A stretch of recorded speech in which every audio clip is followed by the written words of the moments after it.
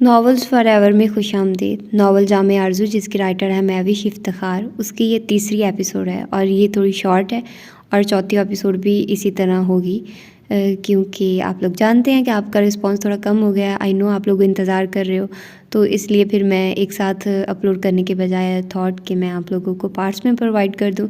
سننا تو آپ لوگوں نے اکٹھے ہی ہے، تو پھر میں آپ لوگوں کو اکٹھے نہیں دے سکتی اتنا زیادہ، تو اس لیے میں پارٹس میں ڈیوائڈ کر رہی ہوں۔ تو آئیے سٹارٹ کرتے ہیں اس کی تھرڈ ایپیسوڈ کو بغیر کسی دیر کے۔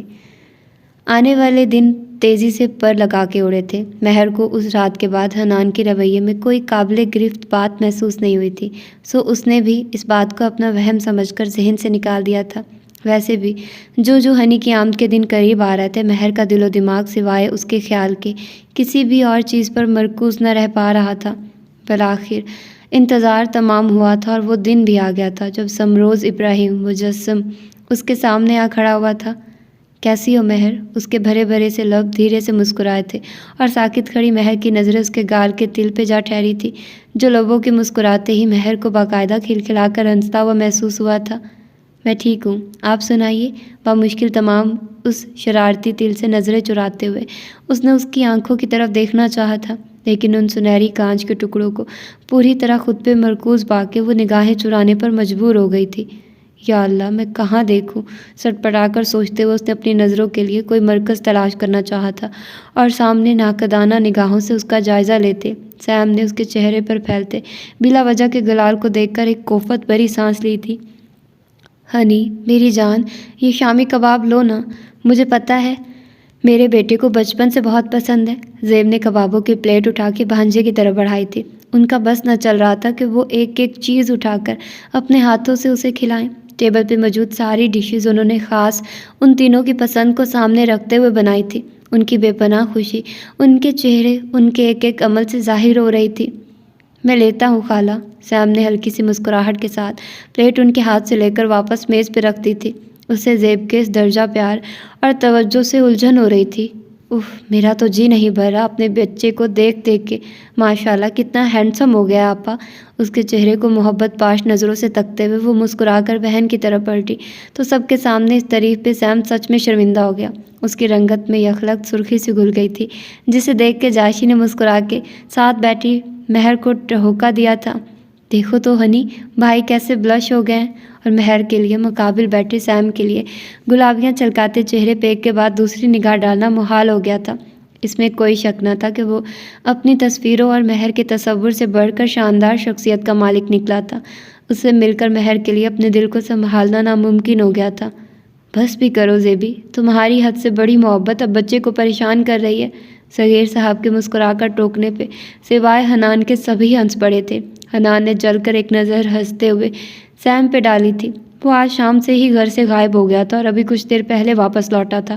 مہمانوں سے سرسری انداز میں مل کر وہ اپنے کمرے میں چلا آیا تھا اور اب کھانے میں شریک ہونے کے لیے سب کے ساتھ آ کر بیٹھا تھا کہ یہاں اس کا خون کھولانے کو یہ نئے ڈرامے دیکھنے کو مل گئے تھے۔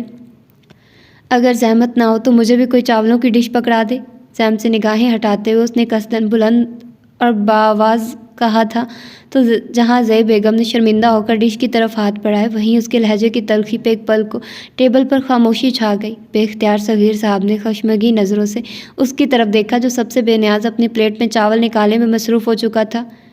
کیا کرتے ہیں آپ؟ وہ کھانا ڈال کر فارغ ہوا تو سیم نے یوں ہی بات کرنے کو پوچھ لیا۔ اسے حنان سے مخاطب ہوتا دیکھ کے مہر اور جاشی دونوں کے چہروں پہ گھبراہٹ نمودار ہو گئی۔ میں فی الحال کمال کرتا ہوں، وہ مسکرا کر طنزیہ لہجے میں بولا تو سیم کے چہرے پر حیرت پھیل گئی۔ جی بھائی آج کل فارغ ہیں ہنی بھائی، لیکن انہوں نے لندن میں ACCA میں داخلے کے لیے اپلائی کیا ہوا ہے، حنان کے بجائے جاشی نے گھبرا کے سرعت سے جواب دیا تو سیم کی آنکھوں میں ناگواری اتر آئی۔ اس نے ایک سرد نظر اس بدتمیز لڑکے پہ ڈالی اور اپنی پلیٹ کی طرف متوجہ ہو گیا۔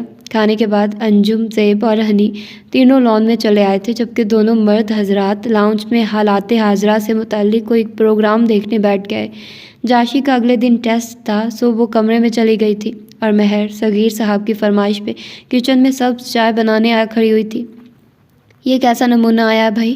وہ چائے پیالیوں میں نکال رہی تھی جب حنان کی تمسخرانہ آواز پہ اس کے پیروں سے لگی اور سر پہ بجھی۔ اس نے پلٹ کر غصے سے حنان کی طرف دیکھا جو دروازے سے کندھا ٹھکائے لبوں پہ طنزیہ مسکراہٹ لیے کھڑا تھا۔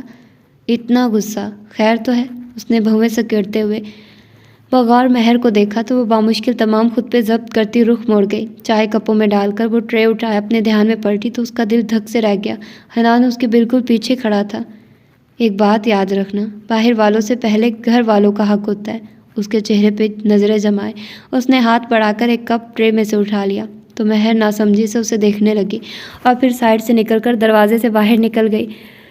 وہ ٹرے اٹھائے لان میں داخل ہوئی تو زیب اور انجم کرسیوں پہ بیٹھی باتوں میں مشغول تھی، جبکہ سیم لان کے انتہائی سرے پہ ٹہلتے ہوئے فون پہ کسی سے باتوں میں مصروف تھا۔ کیا لائی ہے ہماری بیٹی؟ اسے دیکھ کر انجم مسکرائی۔ گرین ٹی خالہ۔ اس نے جھک کر ٹرے ان کے سامنے کی تو دونوں نے اپنے کپ اٹھا لیے۔ مہر کی نگاہیں بے اختیار دور ٹہلتے ہنی پہ جا ٹھہری۔ جاؤ اسے دے آؤ۔ اس کی نظروں کے جواب میں انجم بیگم اپنی مسکراہٹ دباتے ہوئے بولی۔ ان کی بات پر مہر کے چہرے پہ گھبراہٹ پھیل گئی تھی۔ وہ جھجکتے ہوئے آگے بڑھی تو دونوں بہنیں مسکراتے ہوئے اسے دیکھنے لگی۔ ایکسکیوز می، سیم اپنے دھیان میں اپنے دوست سے بات کر رہا تھا جب ایک نرم سی آواز اس کی پشت سے ابھری تھی۔ اس نے پلٹ کر پیچھے دیکھا اور مہر کو ٹرے اٹھائے دیکھ کر اس نے سوالیہ انداز میں بہویں اچکائی تھی۔ Green tea? اس کی بات پہ سیم نے آگے بڑھ کر کپ اٹھا لیا تھا اور پھر سے ٹہلتے ہوئے اپنی باتوں میں مصروف ہو گیا تھا۔ اس کی اس بے نیازی پہ نہ جانے کیوں مہر کو مایوسی سی ہوئی تھی۔ اس کا دل محسوس کر رہ گیا تھا۔ وہ چپ چپ سی ماں اور خالہ کے قریب چلی آئی تھی۔ بیٹے کی یہ حرکت انجم کی زرق نگاہوں سے محفوظ نہ رہ سکی تھی۔ وہ اندر ہی اندر خولتی مسکرا کر مہر کی جانب متوجہ ہوئی تھی۔ مہرو میری جان، جاؤ میرے کمرے سے میرا پرس لے کر آؤ۔ ان کی بات پہ مہر اس بات میں سر ہلاتی اندر چلتی تھی اور چند ہی لمحوں بعد ان کا پرس لیا ان کے قریب آ بیٹھی تھی۔ انجم نے ایک نظر مصروف گفتگو سیم پہ ڈالی تھی اور اگلے ہی لمحے اسے پکار لیا تھا۔ ماں کی پکار پہ سیم نے پلٹ کر دیکھا اور ان دونوں کے ساتھ مہر کو بیٹھا دیکھ کے اس کا دل بیزاری سے بھر گیا تھا۔ اوکے ڈیوڈ، میں تم سے بعد میں بات کرتا ہوں۔ ان تینوں پہ نگاہیں جمائے اس نے اپنے دوست سے کہا تھا اور پھر فون بند کرتا ان کے قریب چلا آیا تھا۔ جی موم، مہر کو اس کا گفٹ نہیں دو گے؟ انجم نے مسکراتے ہوئے بیٹے کی طرف دیکھا تو ان کی بات پہ جہاں مہر کا چہرہ یکلخت سرخ پڑ گیا وہیں سیم کی سٹی گم ہو گئی۔ آپ خود دے دینا۔ اس کے جواب پہ زیب اور انجم دونوں ہنس پڑی۔ مہر بھی اپنی مسکراہٹ چھپانے کو چہرہ جھکا گئی۔ لو، گفٹ تمہارا اور دوں میں۔ انجم نے سر جھٹکتے ہوئے پرس کھول کے اندر رکھی مخملی ڈبیاں نکالی۔ یہاں بیٹھو اور خود پہناؤ اپنے ہاتھوں سے۔ انہوں نے اس کے فرار کی ساری راہیں مسدود کر دی تھی۔ نہ چاہتے ہوئے بھی سیم کو آگے بڑھنا پڑا تھا۔ اسے ماں کی اس درجہ ہوشیاری پہ شدید غصہ آ رہا تھا، لیکن چونکہ اس وقت وہ کچھ بھی کہنے کی پوزیشن میں نہ تھا اس لیے خاموشی سے ڈبیا تھامے مہر کے برابر جا بیٹھا تھا۔ پتہ ہے مہرو، یہ رنگ ہنی خاص طور پہ خود جا کر تمہارے لیے لایا تھا، انجم نے مسکراتے ہوئے بتایا تو مہر کی ساری مایوسی ہوا ہو گئی۔ اس کے دل کی دھڑکنیں بے ترتیب ہو کر اس کی پلکوں کو جھکنے پہ مجبور کر گئی تھی، جبکہ سیم کا چہرہ مارے غصے کے سرخ پڑ گیا تھا۔ اسے یقین نہ آ رہا تھا کہ اس کی ماں اتنے فراٹے سے جھوٹ بھی بول سکتی ہے۔ اس نے مزید کچھ کہے سنے بغیر ڈبیا کھول کے اندر موجود انگوٹھی باہر نکالی تھی اور اپنا بایاں ہاتھ مہر کے آگے پھیلا دیا تھا۔ اس کی مضبوط چوڑی ہتھیلی پہ نگاہ پڑتے ہی مہر کا دل اچھل کر حلق میں آ گیا تھا۔ اس نے اپنا یخ پڑتا ہاتھ جھجکتے ہوئے سیم کی طرف بڑھایا تھا۔ دونوں کی انگلیاں مس ہوئی تھی اور مہر کے پورے وجود میں کرنٹ سا دوڑ گیا تھا۔ اس نے میکانکی انداز میں انگوٹھی مہر کی انگلی میں منتقل کی تھی اور اس کا ہاتھ چھوڑ دیا تھا۔ اللہ میرے بچوں کی جوڑی سلامت رکھے۔ اس خوبصورت منظر نے زیب کو آپ دیدہ کر دیا تھا۔ وہ اپنی جگہ سے اٹھی تھی اور آگے بڑھ کر انہوں نے سیم کا سر چوم لیا تھا۔ میری مہرو کا خیال رکھو گے نا ہنی؟ اس کا چہرہ دونوں ہاتھوں میں تھامتے ہوئے انہوں نے بڑی آس سے اس کی آنکھوں میں دیکھا تھا اور سیم اس پل سوائے اس بات میں سر ہلانے کے اور کچھ نہ کر سکا تھا۔ ہنی کے فقط 12 دن کے پروگرام نے سب کو ملول کر دیا تھا۔ رہ رہ کر ان کے لبوں پر اس کے چند دنوں کی آمد کا گلہ آ ٹھہرتا تھا جو مہر کے دل کی آواز تھا۔ آج وہ سب صبح سے دلی تنگی کی حسین وادی میں پکنک منانے کے لیے آئے ہوئے تھے۔ اتوار کی چھٹی کی وجہ سے صغیر قاضی بھی اس پروگرام میں شامل تھے، سو حنان کو نہ چاہتے ہوئے بھی ساتھ آنا پڑا تھا، ورنہ اتنے دنوں میں وہ ان کے کسی پروگرام میں شامل نہ ہوا تھا۔ موسم کی جولانی آج دیکھنے سے تعلق رکھتی تھی۔ بادلوں نے صبح سے ہی آسمان کو ڈھانپ رکھا تھا۔ ٹھنڈی ہوا، لہراتے درخت، چشموں کا بہتا ہوا پانی اور ارد گرد کھڑے بلند و بالا پہاڑ، نہ چاہتے ہوئے بھی سیم کا موڈ بے حد خوشگوار ہو گیا تھا۔ اسے یوں کہہ کے بکھیرتا دیکھ کے مہر کو خوشگوار حیرت نے آن گھیرا تھا، ورنہ وہ تو اسے اب تک خاصا کم کو سمجھے ہوئے تھی۔ اتنے دنوں میں اس کی شخصیت مہر کے سامنے ایک ڈیسنٹ اور سلجھے ہوئے انسان کے طور پہ ابھر کر آئی تھی، جسے اپنے جذبات اور اپنی آنکھوں پہ کمال کا کنٹرول حاصل تھا۔ اس نے ایک پل کے لیے بھی اپنے اور مہر کے درمیان موجود رشتے کا فائدہ اٹھا کر کوئی اخلاق سے گری ہوئی بات یا حرکت کرنے کی کوشش نہیں کی تھی۔ حالانکہ وہ امریکہ جیسے کھلے ملک کا پروردہ تھا، لیکن پھر بھی اس نے مہر کو کسی بھی غیر معمولی بات کا احساس نہیں ہونے دیا تھا، اور اس چیز نے مہر احمد کے معصوم سے دل میں سمروز ابراہیم کی عزت بڑھا دی تھی۔ وہ اپنے بڑوں کے اس فیصلے پہ اب صحیح معنوں میں خوش اور مطمئن تھی۔ ہنی کی شخصیت سے لے کر اس کی عادات اور مزاج تک سب اس کے سامنے تھا، اور اسے اب کسی بات کی کوئی پریشانی نہیں رہی تھی۔ کھانے کے بعد ہائیکنگ کا پروگرام تھا، لیکن موسم کے تیور دیکھتے ہوئے سبھی بڑے انہیں منع کرنے لگے تھے۔ بارش کی آمد بادلوں کے سرمئی ہونے سے صاف ظاہر ہو رہی تھی۔ ایسے میں اگر وہ لوگ پہاڑوں کا رخ کرتے اور بیچ راستے بارش شروع ہو جاتی تو ان کے ڈھلوان راستوں پہ اترنا مشکل ہو جاتا، مگر سیم اور جاشی کسی کی سننے کو تیار نہ تھے۔ نتیجتاً بڑوں کو انہیں اجازت دیتے ہی بنی تھی۔ وہ چاروں چھوٹی نویرا کے ساتھ قریبی پہاڑ پہ چڑھائی کرنے نکل کھڑے ہوئے تھے، لیکن ابھی آدھے راستے بھی نہ پہنچے تھے کہ بوندا باندی شروع ہو گئی تھی۔ میرے خیال میں مسٹر ہنی، بہت ہوگی ہائیکنگ، ہمیں اب واپس چلنا چاہیے۔ حنان نے ایک نظر آسمان پہ ڈالتے ہوئے طنزیہ نظروں سے سیم کی طرف دیکھا تو اس کا لب و لہجہ سیم کی تیوریاں چڑھا گیا۔ ہاں تو جاؤ، کس نے روکا ہے؟ اس نے پڑھ کر حنان کو ناگواری سے دیکھا تھا۔ اس کا جواب حنان کو سلگا گیا تھا۔ اس نے ایک تیز نگاہ سیم کے چہرے پہ ڈالی تھی اور رخ موڑ کر جاشی سے مخاطب ہوا تھا۔ چلو جاشی اور نویرا بھائی، ہم ہنی بھائی کے ساتھ۔ جاشی نے لجاجت سے ابھی اتنا ہی کہا تھا کہ حنان نے اپنا سارا غصہ اس پہ نکال دیا۔ تم نے سنا نہیں میں کیا کہہ رہا ہوں؟ اس کی بلند آواز پہ جاشی پہلے سہم کر چپ ہوئی تھی، اور پھر مارے شرمندگی کے اس کی آنکھوں میں آنسو تیرنے لگے تھے۔ اس نے خفگی سے بھائی کی طرف دیکھا تھا اور ایک جھٹکے سے پلٹ کر تیز قدموں سے نیچے اترنے لگی تھی۔ تمہارا دماغ تو ٹھیک ہے؟ اس بلا وجہ کے روب نے سیم کا دماغ گھما دیا تھا۔ اس طرح سے 2 قدم نیچے کو آیا تھا کہ مہر نے سہم کر اس کا ہاتھ تھام لیا۔ پلیز ہنی، اس کی التجا پہ ناچار سیم کو خود کو روکنا پڑا تھا۔ اگر مہر اور نویرا ساتھ نہ ہوتی تو آج وہ سارا لحاظ بالائے طاق رکھ کے اس بد دماغ لڑکے کا مزاج ٹھکانے لگا دیتا۔ لب بھینچے اس نے ایک کڑی نگاہ حنان پہ ڈالی تھی، جو چبھتی ہوئی نظروں سے مہر کے ہاتھ میں دبے ہوئے سیم کے ہاتھ کو دیکھ رہا تھا۔ چلو نویرا۔ اس نے آگے بڑھ کر نویرا کا ہاتھ تھاما اور پڑھ کر نیچے اترنے لگا تھا۔ بارش کی بوندوں میں اضافہ ہونے لگا تھا، لیکن سیم کو بھی جیسے ضد سوار ہو گئی تھی۔ تم نے جانا ہے تو تم بھی چلی جاؤ۔ مہر کی طرف دیکھتے ہوئے وہ غصے سے بولا تو مہر کا سر خود بخود نفی میں ہل گیا۔ سیم ایک جھٹکے سے اپنا ہاتھ چھڑاتا اوپر کی طرف بڑھنے لگا تھا، اور مہر خاموشی سے اس کے پیچھے چل پڑی تھی۔ تقریباً 10 منٹ بعد وہ دونوں پہاڑ کے انتہائی سرے پر پہنچ گئے تھے۔ اس دوران بارش فوار میں تبدیل ہو چکی تھی۔ واؤ، کیا خوبصورت نظارہ ہے! چوٹی پہ پہنچ کے نیچے بارش میں بھیگتی وادی کا منظر ایک پل کو انہیں مبہوت کر گیا تھا۔ دیکھو مہر، وہ سامنے پھیلے باغات کتنے خوبصورت لگ رہے ہیں۔ ہنی جوش سے بولتا اس کے قریب آیا تو مہر کا دل دھڑک اٹھا۔ جی، اس کے ساتھ کھڑے ہوئے مہر کو اس پل وہ بے حد اپنا سا لگا تھا۔ تبھی بادل زور سے گرجے تھے۔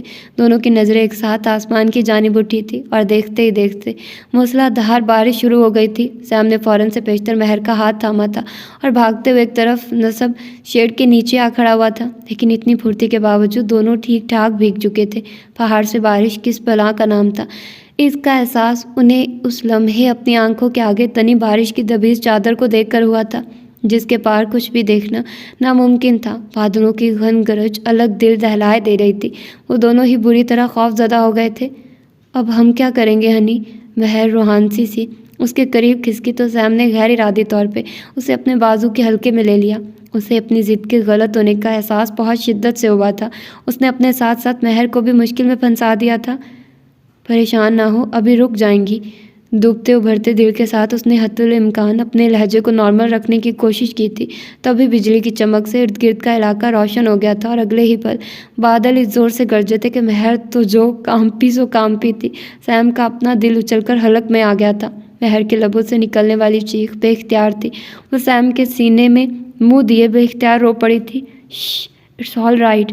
سیم نے پریشانی سے طوفانی انداز میں برستی بارش کو دیکھا تھا۔ وہ دونوں اس وقت کیا کر رہے تھے؟ کسی پوزیشن میں کھڑے تھے؟ ان میں سے کسی کو احساس تک نہ ہوا تھا۔ تقریباً 10 منٹ تک بارش یوں ہی چھاج برستی رہی تھی، اور سیم اسے نرمی سے خود سے لگائے کھڑا رہا تھا۔ 10 منٹ کے بعد بارش کا زور کچھ ٹوٹا تو سیم کو بہتری کی امید نظر آئی تھی۔ میرے خیال میں بارش رکنے والی ہے۔ رک بھی گئی تو ہم نیچے کیسے اتریں گے؟ مہر نے خوفزدہ نظروں سے ڈھلان کی طرف دیکھا تھا۔ ہمت تو کرنی پڑے گی، دعا کرو ہم جب اتر رہے ہوں تب بارش دوبارہ نہ شروع ہو جائے۔ اور مہر نے صدقے دل سے اپنے رب کی مدد کو پکارا تھا۔ اس کی دعا قبول ہوئی تھی اور بارش معجزاتی طور پہ مکمل بند ہو گئی تھی۔ سیم نے وقت ضائع کیے بغیر مہر کا ہاتھ مضبوطی سے تھاما اور اللہ کا نام لے کر نیچے اترنا شروع کیا۔ وہ پتھروں اور مٹی کو پہلے اپنے جوگرز کی ٹو سے ٹھوک کر دیکھتا تھا اور پھر وہاں پر مہر کو پاؤں رکھنے کے لیے کہتا تھا۔ اس کے باوجود دونوں کتنی ہی بار لڑکھڑائے تھے، کتنی ہی بار پھسلے تھے، مگر ایک دوسرے کے ساتھ نے انہیں گرنے نہ دیا تھا۔ بالآخر یہ رونگٹے کھڑے کر دینے والا سفر بھی تمام ہوا تھا۔ وہ دونوں ایک دوسرے کا ہاتھ تھامے بھاگتے ہوئے ریسٹ ہاؤس کی طرف آئے تھے، جس کے برآمدے میں سبھی گھر والے پریشان حال کھڑے تھے۔ زیبا اور انجم بیگم کا رو رو کے برا حال ہو چکا تھا۔ ان پہ نظر پڑتے ہی سب بے اختیار دونوں کی طرف بڑھے تھے۔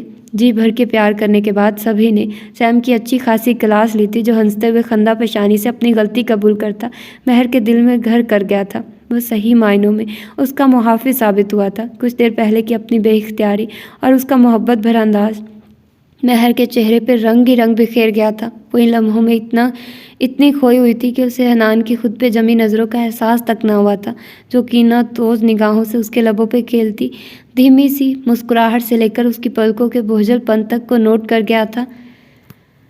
آنے والے دن چٹکی بجاتے میں تمام ہوئے تھے اور پھر وہ وقت بھی آ گیا تھا جب سیم اپنی روانگی کے لیے تیار کھڑا تھا۔ اسے فردن فردن سب سے ملتا دیکھ کر مہر کی آنکھیں ایک بار پھر بھر آئی تھی۔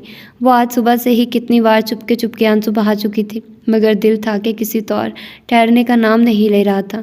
اوکے مہر، سب سے مل کر وہ اس کے سامنے آ کھڑا ہوا تو بے اختیار مہر کی نگاہیں اس کے دل پہ جا ٹھہری، لیکن محض لمحہ بھر کو اگلے ہی پل اس کا دل اور چہرہ دونوں دھندلانے لگے تو اس نے تیزی سے نظریں جھکا لی۔ اپنا خیال رکھیے گا، وہ بھرائی ہوئی آواز میں بولی تو سامنے کھڑے سیم نے چونکتے ہوئے اب کے بغور اس کی طرف دیکھا، جس کا چہرہ آنسو ضبط کرنے کی کوشش میں سرخ ہو رہا تھا۔ یہ نوبت کیسے آئی؟ حیران نظروں سے مہر کو تکتے ہوئے اس نے پریشانی سے سوچا تھا۔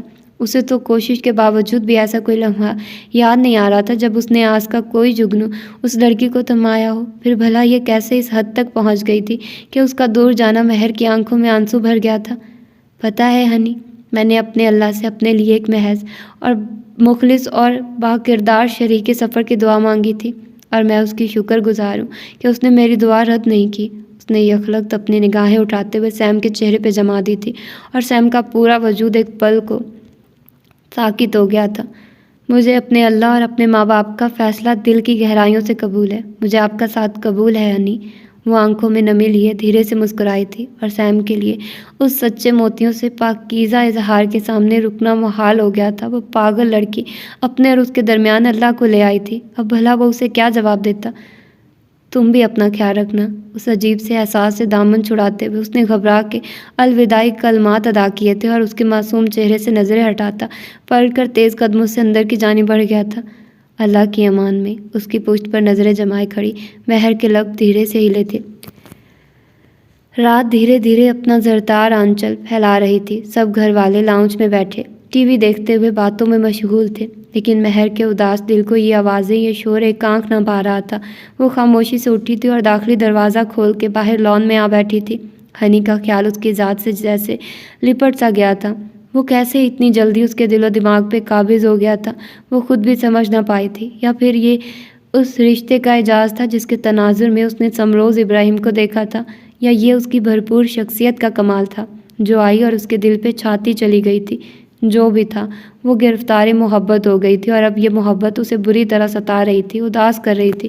وہ جب تک انجان تھی مکمل طور پہ پرسکون تھی، لیکن اب تو جیسے جان کو نیا روگ لگ گیا تھا۔ وہ کیسے اس ماہوں سال پہ پھیلنے والی دوری کو برداشت کرنے والی تھی، اس کی سمجھ میں نہیں آ رہا تھا۔ یہ مراقبہ ہے یا ڈیئر کزن کے جانے کا سوگ؟ مہر احمد حنان جو ابھی ابھی گھر لوٹا تھا اسے لان میں تنہا بیٹھا دیکھ کر اس کے قریب چلا آیا تھا، لیکن مہر اپنی سوچوں میں اتنی گم تھی کہ اسے حنان کی آمد کا احساس بھی نہیں ہوا تھا، اور اس چیز نے نہ چاہتے ہوئے بھی حنان کو پتنگے لگا دیے تھے۔ وہ خود کو طنز کرنے سے روک نہ سکا تھا۔ اس کی آواز پہ مہر بے اختیار چونکی تھی اور پھر دھیرے سے سیدھی ہو بیٹھی تھی۔ ایک بات تو بتاؤ، اس دن پہاڑ پہ کون سا گل کھلایا تھا جو معنی خیزی سے کہتا وہ دھیرے سے مسکرا کر بات ادھوری چھوڑ گیا تو مہر کی آنکھیں مارے بے یقینی کے پتھرا سی گئی۔ سنی بھائی۔ دکھ کی شدت سے وہ بس یہی کہہ پائی تھی۔ واہ، میں سنی بھائی اور وہ صرف ہنی؟ عجیب بات ہے نا، کاردار لہجے میں کہتے ہوئے وہ استضائی انداز میں مسکرایا تو مہر کی ہمت جواب دے گئی، میں سوچ بھی نہیں سکتی تھی کہ آپ کبھی ایسی بات بھی کر سکتے ہیں۔ شاکڈ سی وہ اپنی جگہ سے اٹھ کھڑی ہوئی تھی۔ آپ نے ساری زندگی مجھ سے سوتیلیوں والا سلوک کیا، کبھی مجھے قبول نہیں کیا، مگر میں نے اف تک نہیں کی، لیکن آپ میرے دامن پہ یوں کیچڑ اچھالیں گے میں نے کبھی نہیں سوچا تھا۔ بات کرتے کرتے اس کی آواز بھر آئی تھی۔ یہ ٹسوے وہاں بہانا جہاں ان سے تم جیسیوں کا کام نکل سکتا ہو، میں تمہاری اوقات سے اچھی طرح واقف ہو چکا ہوں۔ اس کی آنکھوں میں جھانکتا وہ بنا کسی لحاظ کے بولا تو مہر کا دل مارے غم کے ٹکڑے ٹکڑے ہو گیا۔ پتہ نہیں کون سا دن تھا جو تم اور تمہاری ماں میرے باپ کے سر منڈی گئی تھی۔ سنی بھائی، مہر کے لیے مزید برداشت کرنا ناممکن ہو گیا تھا۔ وہ مٹھیاں بھینچے بے اختیار چلا اٹھی تھی۔ آواز نیچی کرو، وہ دانت پیستے ہوئے گھر آیا تھا، اور میرے سامنے اپنی معصومیت کا یہ ڈھونگ اب کبھی مت رچانا۔ انگلی اٹھائے وہ اسے وارننگ دیتا اندر کی جانب بڑھ گیا تھا، اور پیچھے مہر کرسی پہ گر کر پھوٹ پھوٹ کے روتی چلی گئی تھی۔ نیو یارک ایئرپورٹ پہ باہر نکلتے ہی آزادی کا بڑا گہرا اور پرکیف احساس تھا جس نے سیم کو سرتاپا اپنی لپیٹ میں لے لیا تھا۔ 14 دنوں کی تھکن چند ہی لمحوں میں ہوا ہو گئی تھی۔ وہ پاکستان اور اس سے جڑا ہر ٹنٹنا پیچھے چھوڑ آیا تھا اور اب آنے والے کئی سالوں کے لیے آزاد تھا۔ Yahoo, I am free! گھر پہنچتے ہی اس نے آزادی کا نعرہ بلند کرتے ہوئے ہاتھ میں پکڑا تحفوں سے بھرا بیگ دور اچھال دیا تھا۔ اگلی صبح مہر کے لیے جتنی بوجھل تھی، حنان کے لیے اتنی ہی خوشگوار ثابت ہوئی تھی۔ اس کا ایڈمیشن لندن یونیورسٹی میں کنفرم ہو گیا تھا۔ اس خوشخبری نے پورے گھر میں ہلچل مچا دی تھی۔ اتنی شاندار کامیابی پر حنان کے پاؤں زمین پر نہ ٹک رہے تھے۔ نیو یارک پہنچ کر صرف ایک دن کا وقفہ بیچ میں آیا تھا، اور اس کے اگلے دن سیم اپنی باسکٹ بال ٹیم کے ساتھ آل اسٹیٹس ٹور کی پہلی منزل کیلیفورنیا کی طرف فلائی کر گیا تھا، جہاں کے ساحل سمندر، سرخ درختوں کے جنگل، لاس اینجلس کے وسط میں واقع ہالی ووڈ اور ڈیتھ ویلی سمیت بہت سی جگہوں نے اسے مسحور کر دیا تھا۔ وہ سچ میں جیسے اپنے خوابوں کے سفر پہ نکل کھڑا ہوا تھا، جہاں صرف وہ تھا اور اس کی آزادی۔ ایسے میں انٹر اسٹیٹس ٹورنامنٹ کھیلتے ہوئے اس کی ملاقات بہت سی حسیناؤں سے ہوئی تھی، لیکن کیٹ کے جدائی جادوئی حسن نے اس پہ گویا سحر طاری کر دیا تھا۔ وہ بلا کی حسین ہونے کے ساتھ ساتھ بلا کی بولڈ بھی تھی، اور سیم اس کے سامنے دم مارنے کی جرت بھی نہ کر پایا تھا۔ 2 دن، محض 2 دن، اور وہ سیم کی پوری ٹیم سے اتنی فری ہو گئی تھی کہ تنہا سب لڑکوں کے ساتھ اتوار کی چھٹی گزارنے ساحل سمندر پہ چلی آئی تھی، جہاں ایک بھرپور اور سنسنی خیز دن گزارنے کے بعد وہ واپسی کے وقت ایک بار پھر سیم کے بازو سے لٹک گئی تھی۔ اب کہاں جاؤ گے تم لوگ؟ اس نے اپنے نیلگو آنکھیں سیم کے چہرے پہ جماتے ہوئے پوچھا تو سیم کے لیے اپنے ذہن کو حاضر رکھنا دشوار ہو گیا۔ تمہیں ڈراپ کر کے واپس ہوٹل جائیں گے؟ اس نے بامشکل تمام ان نیلی آنکھوں سے نظریں ہٹائی تھی۔ اور اگر میں کہوں کہ تم بھی میرے ساتھ ہی ڈراپ ہو جاؤ تو؟ وہ ایک دم اس کی جانب کھسک آئی تو سیم اپنی پلکیں جھپکنا بھول گیا، کیونکہ یہ بھی ایک حقیقت تھی کہ ہر طرح کی حدود شکنی کے باوجود اس نے یہ آخری حد تاحال پار نہیں کی تھی۔ تم وعدہ کرو کہ تم خود کو بچانے کی صرف کوشش نہیں بلکہ بھرپور کوشش کرو گے؟ اس کے کانوں میں اس کے بابا کی آواز گونجی تو اس نے اپنے خشک پڑتے لبوں پہ زبان پھیری۔ بڑی ہی کڑی آزمائش تھی جس نے اسے آن گھیرا تھا۔ میرے خیال میں کیٹ پہ یہ اچھا آئیڈیا نہیں، پلیز۔ اس کے گلے میں اپنی نازک باہیں ڈالتے ہوئے وہ درمیان میں موجود تھوڑا سا فاصلہ بھی ختم کر گئی تو سیم کی سانس اس کے سینے میں اٹک گئی۔ جس دن اپنی آرزوؤں، اپنی خواہشات کے پیالے کو توڑو گے، اس دن زندگی تم پر حقیقت کے دروازے کھول دے گی۔ اس کے باپ کی آواز ایک بار پھر اس کے آس پاس گونجی تھی۔ تبھی کیٹ نے اسے اپنی جانب جھٹکا دیا تھا اور سیم کے لیے اس کے سرخ لبوں سے نظریں ہٹانا ناممکن ہو گیا تھا۔ اس رنگین پیالے کو توڑنا کہاں ممکن ہے بابا، بے بسی سے اعتراف کرتے ہوئے اس نے ہتھیار ڈال دیے تھے۔ برائی کی طرف اٹھنے والا پہلا قدم سب سے بھاری ہوتا ہے، لیکن ایک بار جب یہ قدم اٹھ جاتا ہے تو آگے کا راستہ بالکل سہل ہو جاتا ہے، اور یہی سیم کے ساتھ بھی ہوا تھا۔ اسے پاکیزگی اور شرم کی اس آخری حد کو پار کرنے میں صرف پہلی بار جھجک محسوس ہوئی تھی، اور اس کے بعد جیسے سب کچھ آسان ہوتا چلا گیا تھا۔ کیلیفورنیا میں ان کا قیام مزید 3 دن رہا تھا، اور ان 3 دنوں میں اس کی ہر رات کیٹ کے سنگ گزری تھی۔ وہ ماں باپ، دوست احباب سب بھول گیا تھا۔ یاد رہی تھی تو صرف عورت جس کا نشہ سر چڑھ کے بولتا ہے۔ جلد ہی وہ اپنی ٹیم کے ساتھ اگلی منزل کی جانب روانہ ہو گیا تھا۔ پاکستان سے آئے اسے ہفتہ ہونے کو تھا، مگر اس نے ایک بار بھی پڑھ کر فون نہیں کیا تھا، اور اس چیز نے انجم بیگم کو دل گرفتہ کرنے کے ساتھ ساتھ سب کے سامنے عجیب سی شرمندگی سے بھی دوچار کر دیا تھا۔ وہ اس قدر رنجیدہ ہوئی تھی کہ انہوں نے ابراہیم ملک کو بھی سختی سے اسے رابطہ کرنے سے منع کر دیا تھا، اور تب ٹھیک 9ویں دن انہیں سیم کی کال موصول ہوئی تھی۔ خواہ تم نے زحمت کی، ہم 6-7 دنوں میں آنے والے تو تھے ہی۔ اس کی کھنکتی آواز انجم بیگم کا دل مزید بوجھل کر گئی تھی۔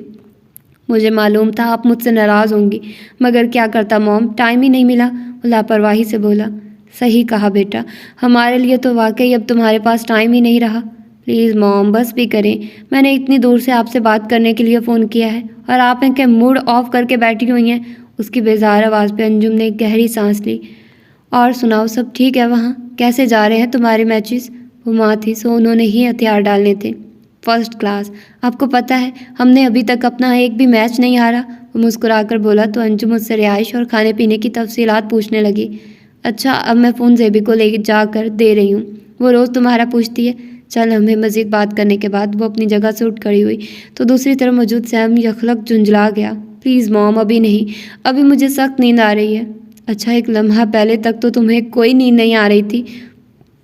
ان کی تیوری پہ بل پڑ گئے۔ تب بھی آ رہی تھی، لیکن آپ سے اسٹاپ اٹ ہنی، اب تم میرے صبر کو آزما رہے ہو۔ دوسری طرف سے انجم بیگم نے غصے سے اس کی بات کاٹی تو وہ مارے باندھے خاموش ہو گیا۔ اس کی بے چین نگاہیں بے اختیار باتھ روم کے بند دروازے سے ٹکرا کر واپس لوٹ آئی، جس کے دوسری طرف اس کی نئی دوست روز تھی۔ روز سے اس کی ملاقات کیلیفورنیا سے مشیگن جانے والی فلائٹ کے دوران ہوئی تھی۔ روز ایک کلب میں ڈانسر تھی، اور اس وقت سیم کو بالکل حیرت نہ ہوئی تھی جب اس نے ایئرپورٹ پہ اترنے سے پہلے سیم کو اپنا کارڈ دیا تھا۔ آج سیم نے اسی کارڈ پہ درج نمبر پر کال کر کے اسے آنے کے لیے کہا تھا، اور وہ باخوشی اس کے پاس چلی آئی تھی۔ اچھا ٹھیک ہے، لیکن ذرا جلدی کریں۔ اس کے لہجے کی تلخی کو حوصلے سے نظر انداز کرتے ہوئے انجم نے فون لے جا کر زیب کو تھما دیا تھا، اور خود مہر کو لینے اس کے کمرے میں چلی آئی تھی۔ آ جاؤ بیٹا، ہنی کا فون آیا ہے، اور مہر کا دل بے اختیار دھڑک اٹھا تھا۔ وہ سرت سے اٹھ کر ننگے پاؤں ہی اس کے ساتھ چل پڑی تھی۔ اچھا، یہ مہرو سے بات کرو۔ انجم کے اشارے پہ زیب نے فون مہر کے ٹھنڈے پڑتے ہاتھ میں تھما دیا تھا۔ ہیلو، اس کی پھنسی ہوئی آواز نے دونوں خواتین کو مسکرانے پر مجبور کر دیا تھا، جبکہ دوسری طرف سیم کی بھویں تن گئی تھی۔ وہ نروس تھی، اس احساس نے نہ جانے کیوں اسے سلگا دیا تھا۔ آواز کیوں بند ہو گئی ہے تمہاری؟ وہ جل کر بولا تھا، لیکن مہر اپنی گھبراہٹ میں اس کے لہجے پر غور نہ کر پائی تھی۔ نہیں، بس یوں ہی۔ آپ سنائیں، کیسے ہیں؟ ایک پل کی جھجک کے بعد اس نے دھیرے سے پوچھا تھا۔ میں ٹھیک ہوں، تم سناؤ؟ تبھی باتھ روم کا دروازہ اچانک کھلا تھا، اور سیم کی آنکھیں ریڈ نائٹی میں بھیگی زلفیں مومی شانوں پر پھیلائے باہر آتی روز پر جم کے رہ گئی تھی۔ اللہ کا شکر ہے۔ آپ کا ٹور کیسا جا رہا ہے؟ نرمی سے گویا ہوئی تھی، مگر دم سادے سیم کی بے خود نظریں اپنی جانب بڑھتی اس مہکتی ہوئی قیامت پہ گڑی تھی، جو اس کی محویت دیکھ کے بڑے بھرپور انداز میں مسکرائی تھی۔ ہیلو، کوئی جواب نہ پا کر مہر نے بے اختیار پکارا تھا، تبھی روز چلتی ہوئی بیڈ پہ اس کے بے حد نزدیک آ بیٹھی تھی۔ سیم کی آنکھیں اس کی آنکھوں سے جیسے بند سی گئی تھی۔ ہیلو، مہر کی آواز ایک بار پھر ابھری تھی، لیکن سیم نے نگاہوں کے اس طلسم کو توڑے بنا کال کاٹ کر فون دور اچھال دیا تھا۔ ٹو ہیل ود یو، بھاڑ میں جاؤ تم، منہ میں بڑبڑاتے ہوئے اس نے ہاتھ بڑھا کر روز کو اپنی باہوں میں لے لیا تھا۔ میرے خیال میں لائن کٹ گئی شاید، فون بند کرتے ہوئے مہر کے دل پہ اوس سی گر پڑی تھی۔ کوئی بات نہیں، پھر ملا لیں گے، انجم اسے خود سے لگائے مسکرا دی تھی، لیکن پھر ملانے کا وقت ہی نہیں ملا تھا۔ انجم اور ابراہیم صاحب مزید 6 روز ہی رہے تھے، اور ان کی واپسی کا دن آ گیا تھا۔ اس دوران سیم نے فقط ایک بار ہی کال کی تھی، اور وہ بھی انتہائی مختصر دورانیہ کی۔ وہ کال اس کے وہ اپنے میچز اور پریکٹس سیشنز میں سخت مصروف تھا۔ اس کی مصروفیت کا سن کر ابراہیم صاحب نے بھی اسے ڈسٹرب کرنے سے منع کر دیا تھا۔ یوں وہ دونوں 1 ماہ پاکستان میں گزار کر واپس روانہ ہو گئے تھے۔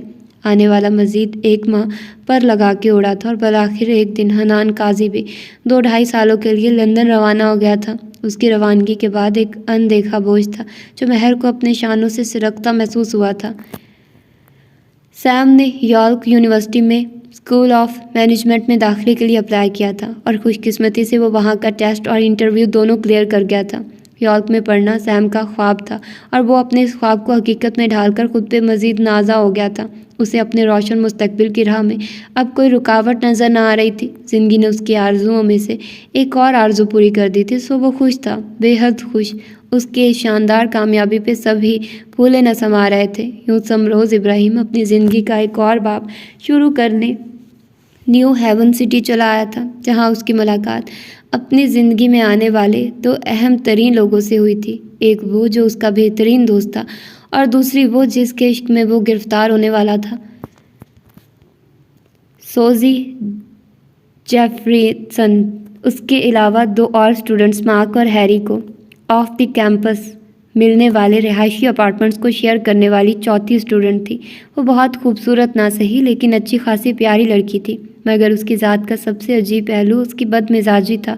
اس نے پہلے ہی دن تینوں لڑکوں کو واش گاف الفاظ میں باور کروا دیا تھا کہ وہ اپنی حد میں رہتے ہوئے اس سے تعلق واسطہ تو دور بات چیت کرنے کی بھی زحمت نہ کرے۔ اس کے ان فرمودات کو سیم نے بڑی دلچسپی سے سنتے ہوئے گہری نظروں سے اس کا جائزہ لیا تھا۔ اس کی ان حد بندیوں نے نہ چاہتے ہوئے بھی لڑکوں کو اس کی جانب متوجہ کر دیا تھا۔ وہ یہ پابندیاں لگاتے ہوئے شاید یہ بات بھول گئی تھی کہ تجسس کی یہ فطرت ہے کہ جس چیز سے اسے روکا جائے وہ اتنا ہی اس کی طرف کھینچتا ہے، جبکہ اس کے معاملے میں تو کشش کا ایک بڑا پہلو یہ بھی تھا کہ وہ لڑکی تھی اور وہ تینوں لڑکے جو آپس میں بہت جلدی گھل مل گئے تھے، اور وہ ان سب میں چین کے قدیم کی طرح بن گئی تھی جس کی شاہی چار دیواری کے اندر کسی عام انسان کو داخل ہونے کی اجازت نہ تھی۔ یوں وہ چاروں افراد جب بھی گھر میں ہوتے، اس کی ہر حرکت لڑکوں کی شوق نظروں میں ہوتی، جو اسے دیکھ کر موقع ملنے پر خسر پھسر کرنے اور بلند و بانگ کہکے لگانے سے نہیں چونکتے تھے۔ اس کے کھانے سے لے کر برتن تک ہر چیز علیحدہ تھی، ٹی وی، لیونگ روم، وہ کچھ بھی ان کے ساتھ شیئر نہیں کرتی تھی۔ اس گھر میں اس کی دنیا اس کے کمرے تک محدود تھی، جس سے وہ صرف اپنے کام نپٹانے کے لیے باہر آتی تھی، اور اتنی ہی دیر لڑکوں کی معنی خیز نظروں کو خیرہ کرنے کے لیے کافی ہوتی تھی۔ لیکن جو وقت ہفتوں سے مہینوں میں داخل ہونے لگا تھا، ان تینوں کے تجسس کی جگہ حیرت نے لے لی تھی۔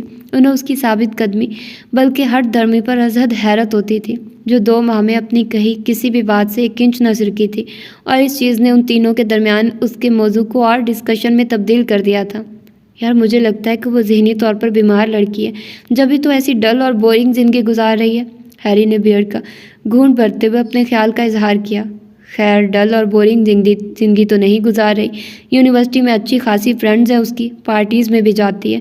ہاں لیکن ایک بات میں نے نوٹ کی، اس کی ساری فرینڈز لڑکیاں ہیں، کوئی لڑکا دور تک نہیں۔ صوفے پر نیم دراز سیم نے اپنا تجزیہ پیش کیا۔ اس کا مطلب ہے اس کا یہ خاص الخاص بیر صرف لڑکوں سے ہے؟ مارک کے پرسوچ لہجے پہ سیم نے اس بات میں سر ہلایا۔ بالکل، بس تو پھر صاف ظاہر ہے دل توڑ دیا ہے بیچاری کا اس کے بوائے فرینڈ نے۔ مارک نے نتیجہ عکس کر کے ان دونوں کے سامنے رکھا۔ اور وہ بھی بہت بری طرح سے، ہیری نے لقمہ دیا۔ ہو سکتا ہے، سیم کی خیال رائے پہ مارک نے شوق نظروں سے اس کی طرف دیکھا۔ تو تم مرہم کیوں نہیں رکھتے سیم؟ اور وہ بے اختیار مسکرا دیا۔ آئیڈیا اچھا اور دلچسپ ہے، لیکن ایسا ہے کہ مجھے اپنے یہ خوبصورت بال بہت عزیز ہیں۔ اس کی بات نے دونوں لڑکوں کو کہکا لگانے پہ مجبور کر دیا۔ قسم سے یار، اگر میرے پاس تمہارے گڈ لکس اور جادوئی پرسنالٹی کا نصف بھی ہوتا نا، تو میں اس محاذ پر ایک بار تو ضرور ٹرائی کرتا۔ مارک نے رشک بھری مسکراہٹ لیے اسے دیکھا تھا۔ مجھے اکسانے کی ضرورت نہیں، میں یہ کام نہیں کرنے والا، سیم نے مسکراتے ہوئے مارک کو جھنڈی دکھا دی تھی۔ وقت تھوڑا آگے سرکا تھا۔ سیم جب سے نیو ہیون گیا تھا، انجم بیگم کی ڈانٹ ڈپٹ، منت سماجت اور ایسے ہی دیگر نرم گرم حربوں کے نتیجے میں اس نے فقط 2-3 بار ہی زیب کو فون کیا تھا، اور اس 2-3 بار میں ایک ہی موقع ایسا تھا جب اس کی مہر سے بات ہوئی تھی، اور خلاف عادت اس نے مہر سے خاصے نارمل انداز میں بات کر لی تھی، جو مہر جیسی معصوم اور محبت میں ڈوبی لڑکی کے لیے بہت تھا۔ اس کی نظروں میں سمروز کا جو ایک سمجھدار اور شریف قسم کا امیج بنا ہوا تھا، اس کو مد نظر رکھتے ہوئے اس نے کبھی بھی اس سے لگاوٹ بھری باتوں کی توقع نہیں کی تھی، اور جب کوئی توقع ہی نہیں تھی تو اسے اس کی گفتگو میں ان باتوں کی کمی بھی نہیں محسوس ہوتی تھی۔ وہ دونوں ایک دوسرے کی قسمت میں لکھ دیے گئے تھے، اور یہ ایک اٹل حقیقت تھی، اور مہر کے اطمینان قلب کو یہ حقیقت ہی کافی تھی۔ سیم جس وقت گھر پہنچا شام کے 5 بج رہے تھے۔ وہ آج اپنی روٹین سے خاصا لیٹ ہو گیا تھا، جس کی وجہ سے اسے زوروں کی بھوک لگی تھی۔ اپنے پیچھے دروازہ بند کرتے ہوئے وہ تیز قدموں سے کچن کی طرف بڑھا، جہاں فریج میں رکھی رات بننے والی ہیری کے ہاتھ کی مزیدار چکن کا تصور ہی اس کے منہ میں پانی بھر لایا تھا۔ لیکن جب اس نے فریج کھول کر اندر جھانکا تھا، چکن کا مکمل صفائیہ ہو چکا تھا۔ کمینے بدذات دانت پیستے ہوئے وہ دروازہ مارتا کچن سے باہر نکلا تھا۔ ہیری، میکی! کمر پر ہاتھ رکھ کے اس نے بآواز بلند دونوں کو پکارا تھا، لیکن کوئی جواب نہ پا کے وہ تیز قدموں سے اپنے مشترکہ کمرے کی طرف چلا آیا تھا، جو خالی پڑا اس کا منہ چڑھا رہا تھا۔ پتہ نہیں کہاں دفعہ ہو گئے ہیں دونوں، اس نے اپنے دل کی بھڑاس بے اختیار اردو میں نکالی تھی۔ چند لمحے سوچنے کے بعد وہ ایک بار پھر کچن میں چلا آیا، جہاں خالی پڑے چولہے کو بے بسی سے دیکھتے ہوئے وہ ایک بار پھر فریج کھول کے کھڑا ہو گیا تھا۔ انڈے، بریڈ، دودھ، اف نہیں کھانے یار! کوفت سے منہ بناتے اس نے آخری شیلف پہ نگاہ ڈالی تھی جو سوزی کی چیزوں کے لیے مخصوص تھی، اور وہاں رکھا شیشے کا ایک ڈھکا ہوا پیالہ دیکھ کر وہ رہ نہیں سکا تھا۔ ایک لمحے کے تذبذب کے بعد اس نے ہاتھ بڑھا کے پیالہ نکال لیا تھا، اور جو ہی ڈھکن اٹھا کر اندر دیکھا، اس کا دل باغ باغ ہو گیا تھا۔ نہایت خوش رنگ اور خوشنما قسم کے میکرونی، سبزیاں اور چکن ڈال کے پکائی گئی تھی۔ اس نے آؤ دیکھا نہ تاؤ جھٹ پیالہ اٹھا کے مائکرو ویو میں رکھ دیا تھا، اور بزر بجنے پر انہیں لیے لیونگ روم میں آ بیٹھا تھا۔ مزیدار ہیں بھائی! پہلا چمچ منہ میں رکھتے ہی اسے ان کے خوش ذائقہ ہونے کا احساس ہوا تھا۔ اس نے بے اختیار اگلا چمچ اٹھایا تھا، ساتھ ہی اس کا ہاتھ ریموٹ کی طرف بڑھ گیا تھا۔ اب صورتحال یہ تھی کہ وہ رغبت سے کھا رہا تھا اور سامنے ٹی وی پر اپنے پسندیدہ ایکٹر کی فلم بھی دیکھ رہا تھا۔ ان دونوں مزیدار کاموں میں وہ اتنا مگن تھا کہ کب سوزی اپنے کمرے سے نکلی اور کب اس کی پشت سے گزر کر کچن میں جا پہنچی، اسے پتہ ہی نہیں چلا۔ وہ تو جب وہاں پھیلی میکرونیز کی خوشبو نے اسے چونکایا تو اس نے بے اختیار فریج کھول کے اندر جھانکا اور وہاں سے اپنا پیالہ غائب پا کے اس کی تیوریاں چڑھ گئی۔ اس نے کچن سے نکل کر سیم کو گھورا جو ٹی وی دیکھتے ہوئے کچھ کھا رہا تھا۔ وہ خاموشی سے آگے بڑھی اور سیم کے ہاتھ میں اپنا خالی ہوتا پیالہ دیکھ کے اس کی بھویں تن گئی۔ Excuse me mister! اس کی اچانک پکار پہ سیم نے چونکتے ہوئے پلٹ کر پیچھے دیکھا اور سوزی کو دیکھ کر وہ بری طرح شرمندہ ہو گیا، مگر صرف ایک لمحے کے لیے۔ اگلے ہی پل اس نے سرت سے خود کو سنبھال لیا۔ کھانا ہی تو تھا، کوئی ہیرے موتی تو نہیں تھے، دل میں سوچتے ہوئے اس نے پرسکون انداز میں پیشانی پہ بل لیے کھڑی سوزی کی طرف دیکھا۔ یہ کیا حرکت ہے؟ اس نے انگلی سے سیم کے ہاتھ میں پکڑے پیالے کی طرف اشارہ کیا۔ آئی ایم سوری، مجھے بہت بھوک لگی تھی اور گھر میں کھانے کو کچھ بھی خاص نہیں تھا، اس لیے جب مجھے یہ نظر آئے تو… وہ اس کے چہرے کے سخت تاثرات دیکھ کے بے اختیار خاموش ہو گیا۔ تبھی اس کی ناراضی اور اپنی حرکت کا اثر ظاہر کرنے کا ایک مناسب طریقہ اسے سوجھ گیا۔ تم آج کا ڈنر ہماری طرف سے کر لینا۔ مگر وہ اس کی بات انسنی کیے ایک تیز نگاہ اس پر ڈالتی پلٹ کر تیز قدموں سے کچن میں جا گھسی۔ اس کے جانے کے بعد سیم نے رخ موڑتے ہوئے ایک نظر ہاتھ میں پکڑے پیالے پہ ڈالی۔ سوزی کی رد عمل نے اس کی باقی مانندہ بھوک محض چند ہی لمحوں میں اڑا دی تھی۔ اس نے مزید ایک بھی لقمہ لیے بغیر پیالہ ہاتھ بڑھا کے سامنے پڑی ٹیبل پہ رکھ دیا تھا۔ تبھی کچن سے برتن پٹخنے اور کیبنٹ کے دروازے زور زور سے کھولنے اور بند کرنے کی آواز آئی تھی، اور سیم نے مارے شرمندگی کے اپنا نچلا لب دانتوں تلے دبا لیا تھا۔ کیا ضرورت تھی بھلا اسے اس لڑکی کی چیز کو ہاتھ لگانے کی؟ خود کو ڈپٹتے ہوئے اس نے کچن سے آتی اٹھک پٹک کی آوازوں کو تحمل سے برداشت کرنے کی کوشش کی تھی، لیکن جب مزید حوصلے سے کام نہیں لے سکا تو اپنی جگہ سے اٹھ کر کچن کے دروازے میں آ کھڑا ہوا، جہاں اس کے اندازے کے عین مطابق وہ اندر کچھ پکانے کی تیاری کر رہی تھی۔ آئی ایم سوری سوزی، تم پلیز یہ سب مت کرو اور آج کا ڈنر اپنے مشورے اپنے پاس رکھو، سمجھے؟ اس نے پڑھ کر تلخ لہجے میں اس کی بات کاٹی تو اس درجہ بدتمیزی پر سیم کا چہرہ سرخ ہو گیا۔ یہ کیا طریقہ ہے بات کرنے کا؟ اس نے غصے سے سامنے کھڑی بدتمیز لڑکی کی طرف دیکھا۔ وہ اسے جتنا انسانیت سے پیش آنے کی کوشش کر رہا تھا وہ اتنا ہی سر پہ چڑھتی جا رہی تھی۔ تم جیسوں سے بات کرنے کا یہی طریقہ ہے میرا، وہ بنا کسی ہچکچاہٹ کے تڑک کر بولی تو سیم کا دماغ گھوم گیا۔ کیا مطلب ہے تمہارا تم جیسے؟ ہاں؟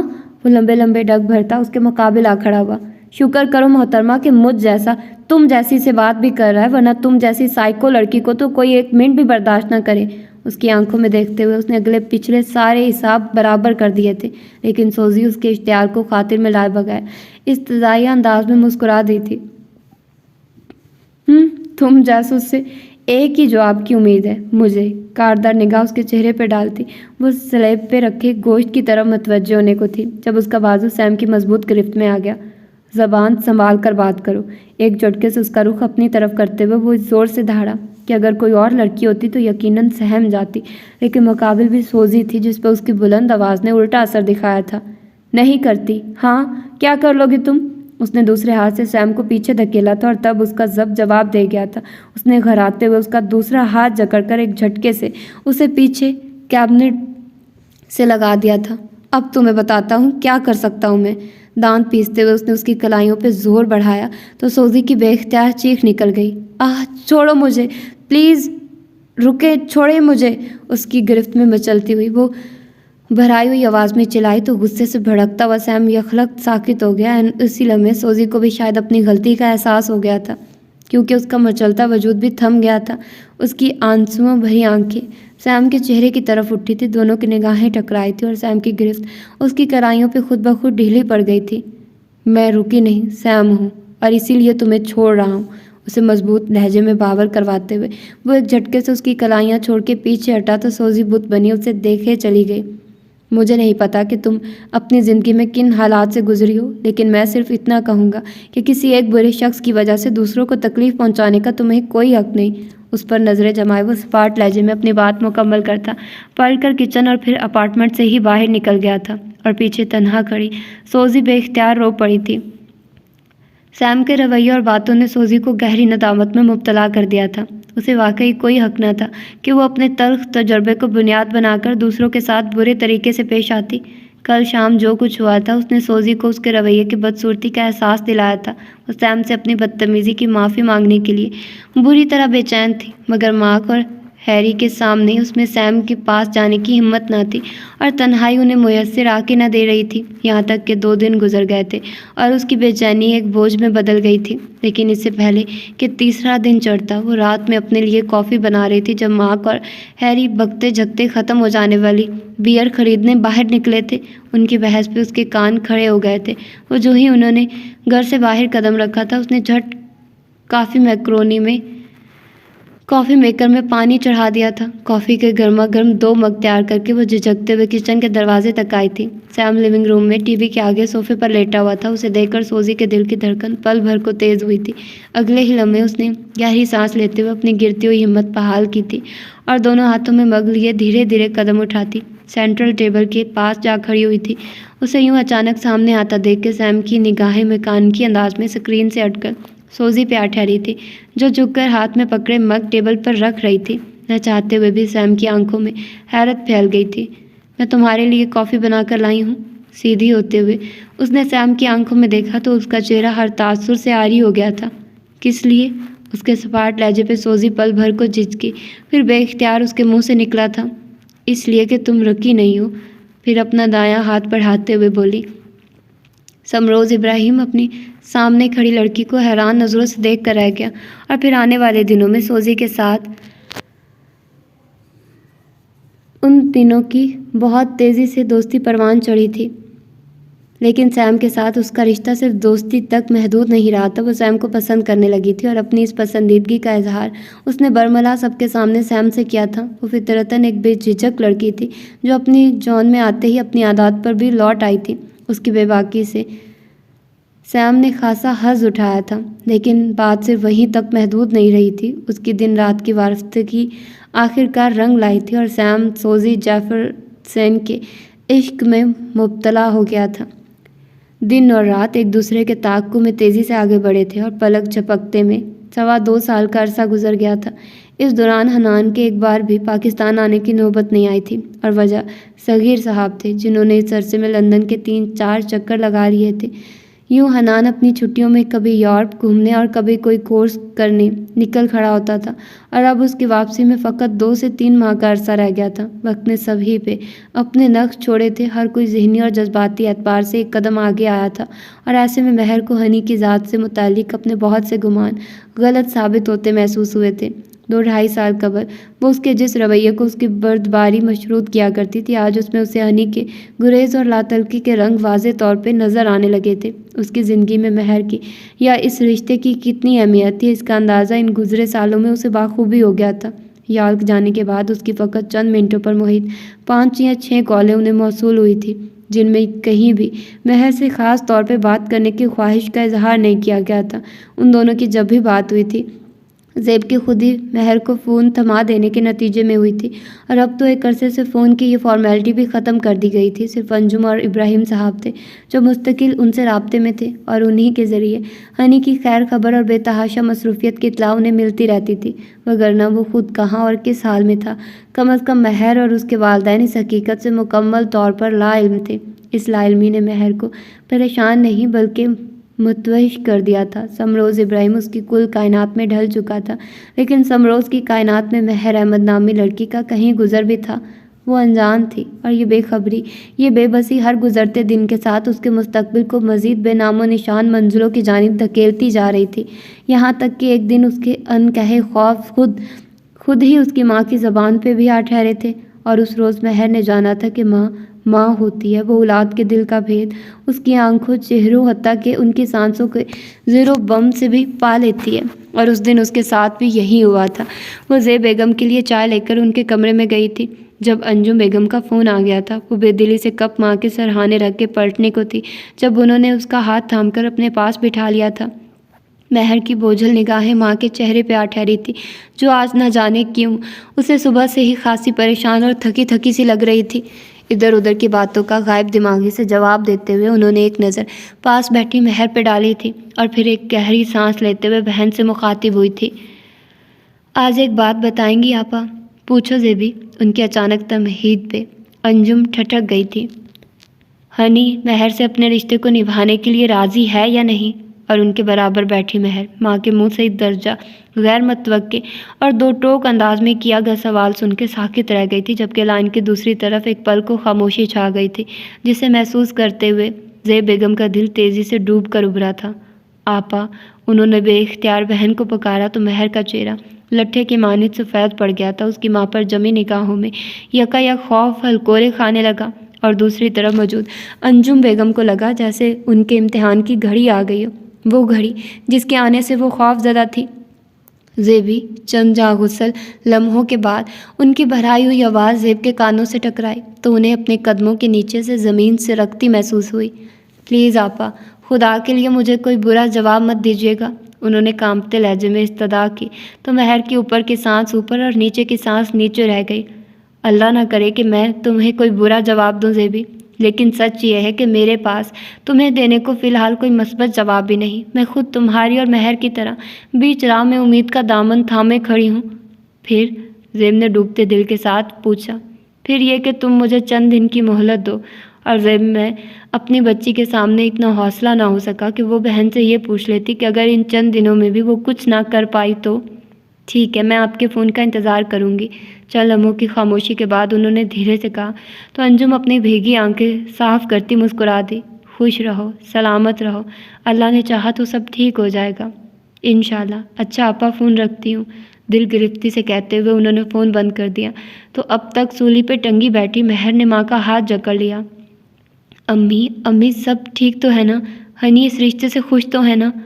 ہاں میری جان، سب ٹھیک ہے۔ اپنی پریشانی دل میں چھپائے انہوں نے ہاتھ بڑھا کر اسے سینے سے لگا لیا تو اتنے عرصے سے مہر کے اندر سانس لیتا خوف آنسو بن کر بہنے لگا۔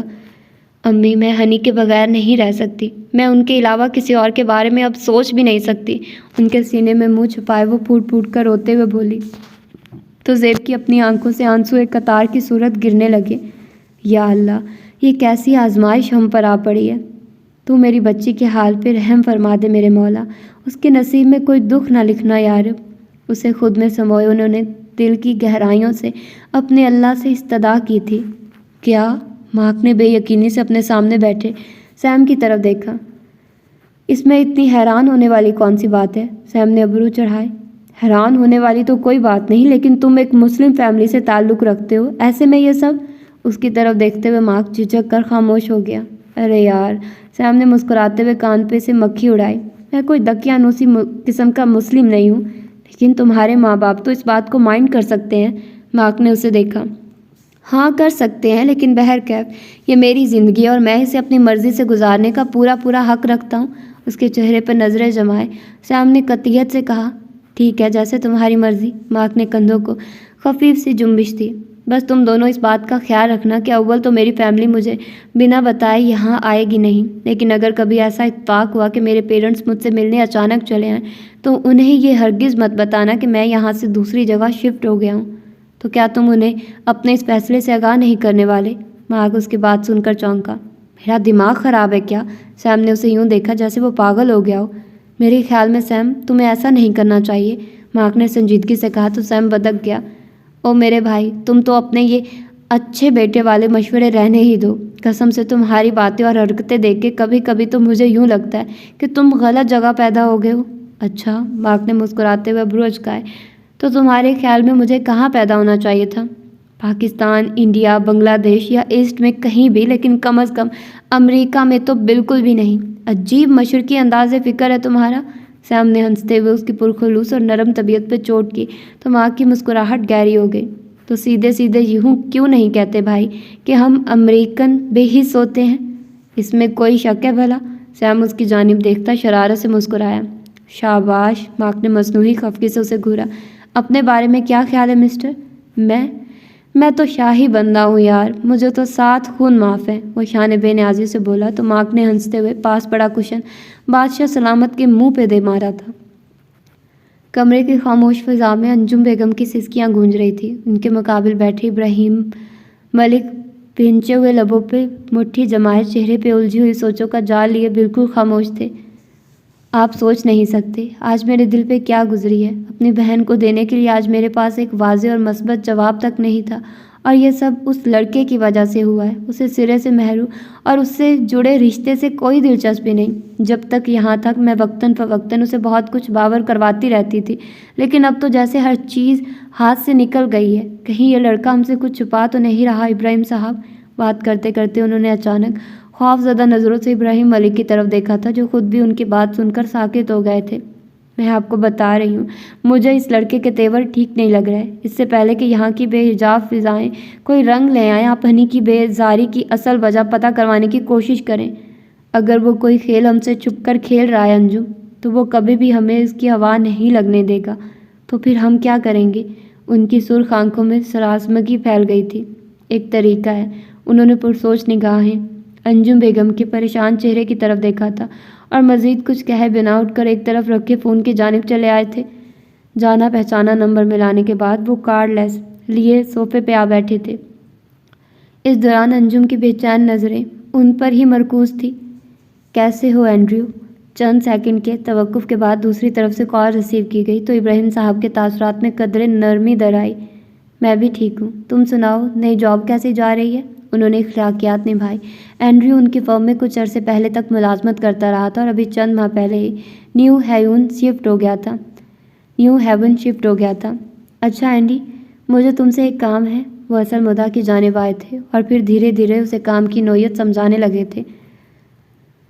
اتوار کی چھٹی کے باعث صغیر صاحب کے کزن کی فیملی شام میں آئی ہوئی تھی۔ مہمانوں کی آمدنی گھر میں رونق بکھیر رکھی تھی۔ ایسے میں مہر اور جاشی کچن میں گھسی لوازمات کی تیاری میں مصروف تھی جب نویرا باہر سے بھاگتی ہوئی آئی تھی۔ آپی، جاشی، 2 دن بعد حنان بھائی آ رہے ہیں، اس نے پرجوش لہجے میں اطلاع دی تو اس اچانک آمد کی خبر پہ جہاں مہر ساکت رہ گئی، وہیں جائشہ خوشی سے کھل اٹھی۔ کیا؟ تمہیں کس نے بتایا؟ ابھی ڈیڈی کو ان کا فون آیا تھا۔ نویرا کے جواب پر جائشہ تیز قدموں سے باہر کو لپکی تھی اور مہر کو اپنے بوجھل دل پہ مزید بوجھ بڑھتا محسوس ہوا تھا۔ حنان کی اچانک آمد کی اطلاع نے پورے گھر میں ہلچل سی مچا دی تھی۔ خاص صفائیاں، اسپیشل تیاریاں، حنان کے کمرے کے کارپٹ اور فرنیچر کی ارجنٹ تبدیلی، ان 2 دنوں میں گھر کا کوئی کونا نہیں بچا تھا جس پہ زیب بیگم نے نظر ثانی نہ کی ہو، اور ان کی یہ دیوانگی مہر کے ملال میں ڈھیروں اضافہ کر گئی تھی۔ وہ کس کے لیے اس درجہ مامتا نچھاور کرتی پھر رہی تھی، وہ جس نے آج تک انہیں امی کہہ کر نہیں پکارا تھا؟ حیرت کی بات تھی، لیکن حنان نے ساری زندگی آپ جناب سے گزارا کیا تھا مگر انہیں اپنی ماں ہونے کا اعزاز نہیں بخشا تھا، اور یہ نفرت، یہ حقارت، وہ بھی اپنی ماں کے لیے سہنا مہر کی برداشت سے باہر تھا۔ اور اب جب وہ زیب بیگم کو پچھلے 2 دنوں سے اس کے استقبال کی تیاریوں میں گھن چکر بنا دیکھ رہی تھی تو اس کی ساری خفگی کا رخ خود زیب بیگم کی ذات کی طرف منتقل ہو گیا تھا، جو ہر بار نہ جانے کیسے اس لڑکے کے ساتھ اتنی فراخ دلی سے پیش آنے کا حوصلہ رکھتی تھی۔ महरू, तुम अभी तक तैयार नहीं हुई बेटा, फ्लाइट का टाइम होने वाला है। वो अपने कमरे में बंद किताब पढ़ रही थी जब दरवाज़ा खोल के ज़ेब अंदर दाखिल हुई थी। उसे यूं ही बैठा देख के वो चौंक गई थी। आफरीन है अम्मी आप पे, आप क्या सोचकर मुझे एयरपोर्ट चलने के लिए कह रही हैं? उसने हाथ में पकड़ा नावल एक तरफ पटक दिया था। बुरी बात है बेटा, भाई है तुम्हारा, उनके रसान से कहने पे महर के तलवों से लगी थी और सर पे बजी थी। वो गुस्से से खौलती अपनी जगह से उठ खड़ी हुई थी। सारी जिंदगी नाज नखरे उठा उठा के भी आप उसे अपना बेटा तो बना ना सकी अम्मी, मेरा भाई कहाँ से बन गया वो? और ज़ेब उसके लहजे की सख्ती और चेहरे से छलकता इश्तियाल देखकर हैरान रह गई थी। ये तुम किस लहजे में बात कर रही हो? उन्होंने फहमाशी निगाहों से महर को देखा। शुक्र है आपको मेरा लहजा नोट करने की फुर्सत तो मिली। एक तल्ख मुस्कुराहट उसके लबों को छूकर गुजर गई।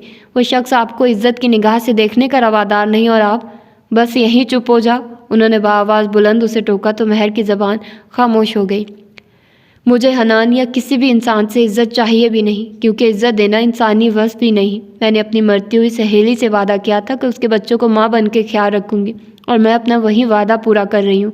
उसकी तरफ देखते हुए उन्होंने अपनी ज़िंदगी की उस तगो-दो को महज एक जुमले में समेट दिया तो महर के गुस्से पे नदामत के छींटे पड़ने लगे। मगर अम्मी, मेरा दिल जलता है जब मैं ये सोचती हूँ कि उस शख्स ने आज तक आपको माँ कहकर नहीं पुकारा। महर की आवाज़ में आंसुओं की नमी घुलने लगी थी। उसकी दिली कैफियत को महसूस करते हुए ज़ेब भी धीमी पड़ गई थी। सिर्फ तुम्हारा नहीं, मेरा भी दिल जलता है बेटा, लेकिन तुम ही बताओ, क्या हनान इतना अहम है कि मैं उसके पीछे तुम्हारे डैडी की ज़ात से मिलने वाली मोहब्बत, इज़्ज़त और मान को भुला दूँ, इस आला ज़र्फ़ी को भुला दूँ जो उन्होंने तुम्हें अपने सीने से लगा कर दिखाई? उन्होंने प्यार से उसके चेहरे को छूते हुए सवाल किया तो महर ने अपना निचला लब दांतों तले दबा लिया। मुझसे मोहब्बत करना उनका फ़र्ज़ था, लेकिन तुमसे मोहब्बत करना उनका ज़ाती फ़ैसला था और हर मर्द में ये ज़र्फ़ और हिम्मत नहीं हुआ करती। तुम अपने फ़ैसलों में मेरी तरफ से मुकम्मल तौर पे आज़ाद हो। मैं तुम्हें कभी प्रेशराइज़ करके परेशान नहीं करूँगी, मगर हनान के साथ अपना रवैया तय करते हुए ये बात याद रखना महर कि वो तुम्हारे डैडी का बेटा है। उसकी आंखों में देखते हुए उन्होंने महर के लिए आजमाइश का नया दर खोल दिया था। काश के उसे इल्म होता कि वो जिन मोहब्बतों को अपना हक समझकर वसूल कर रही है उनका कभी उसे खराज भी अदा करना होगा तो वो कभी झोली भर भर के उन्हें ना समेटती।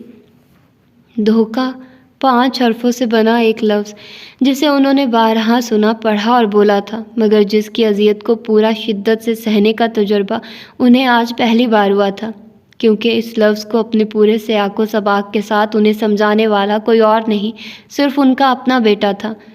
वो बेटा जो उनकी कुल कायनात था, उनकी आने वाली नस्लों का अमीन था। एंड्रयू के अल्फाज थे या पिघला हुआ शीशा? इब्राहिम साहब को लगा था जैसे उनसे सुनने में कोई गलती हो गई हो। क्या? उन्होंने लर्ज़ते वजूद के साथ दीवार का सहारा लिया था।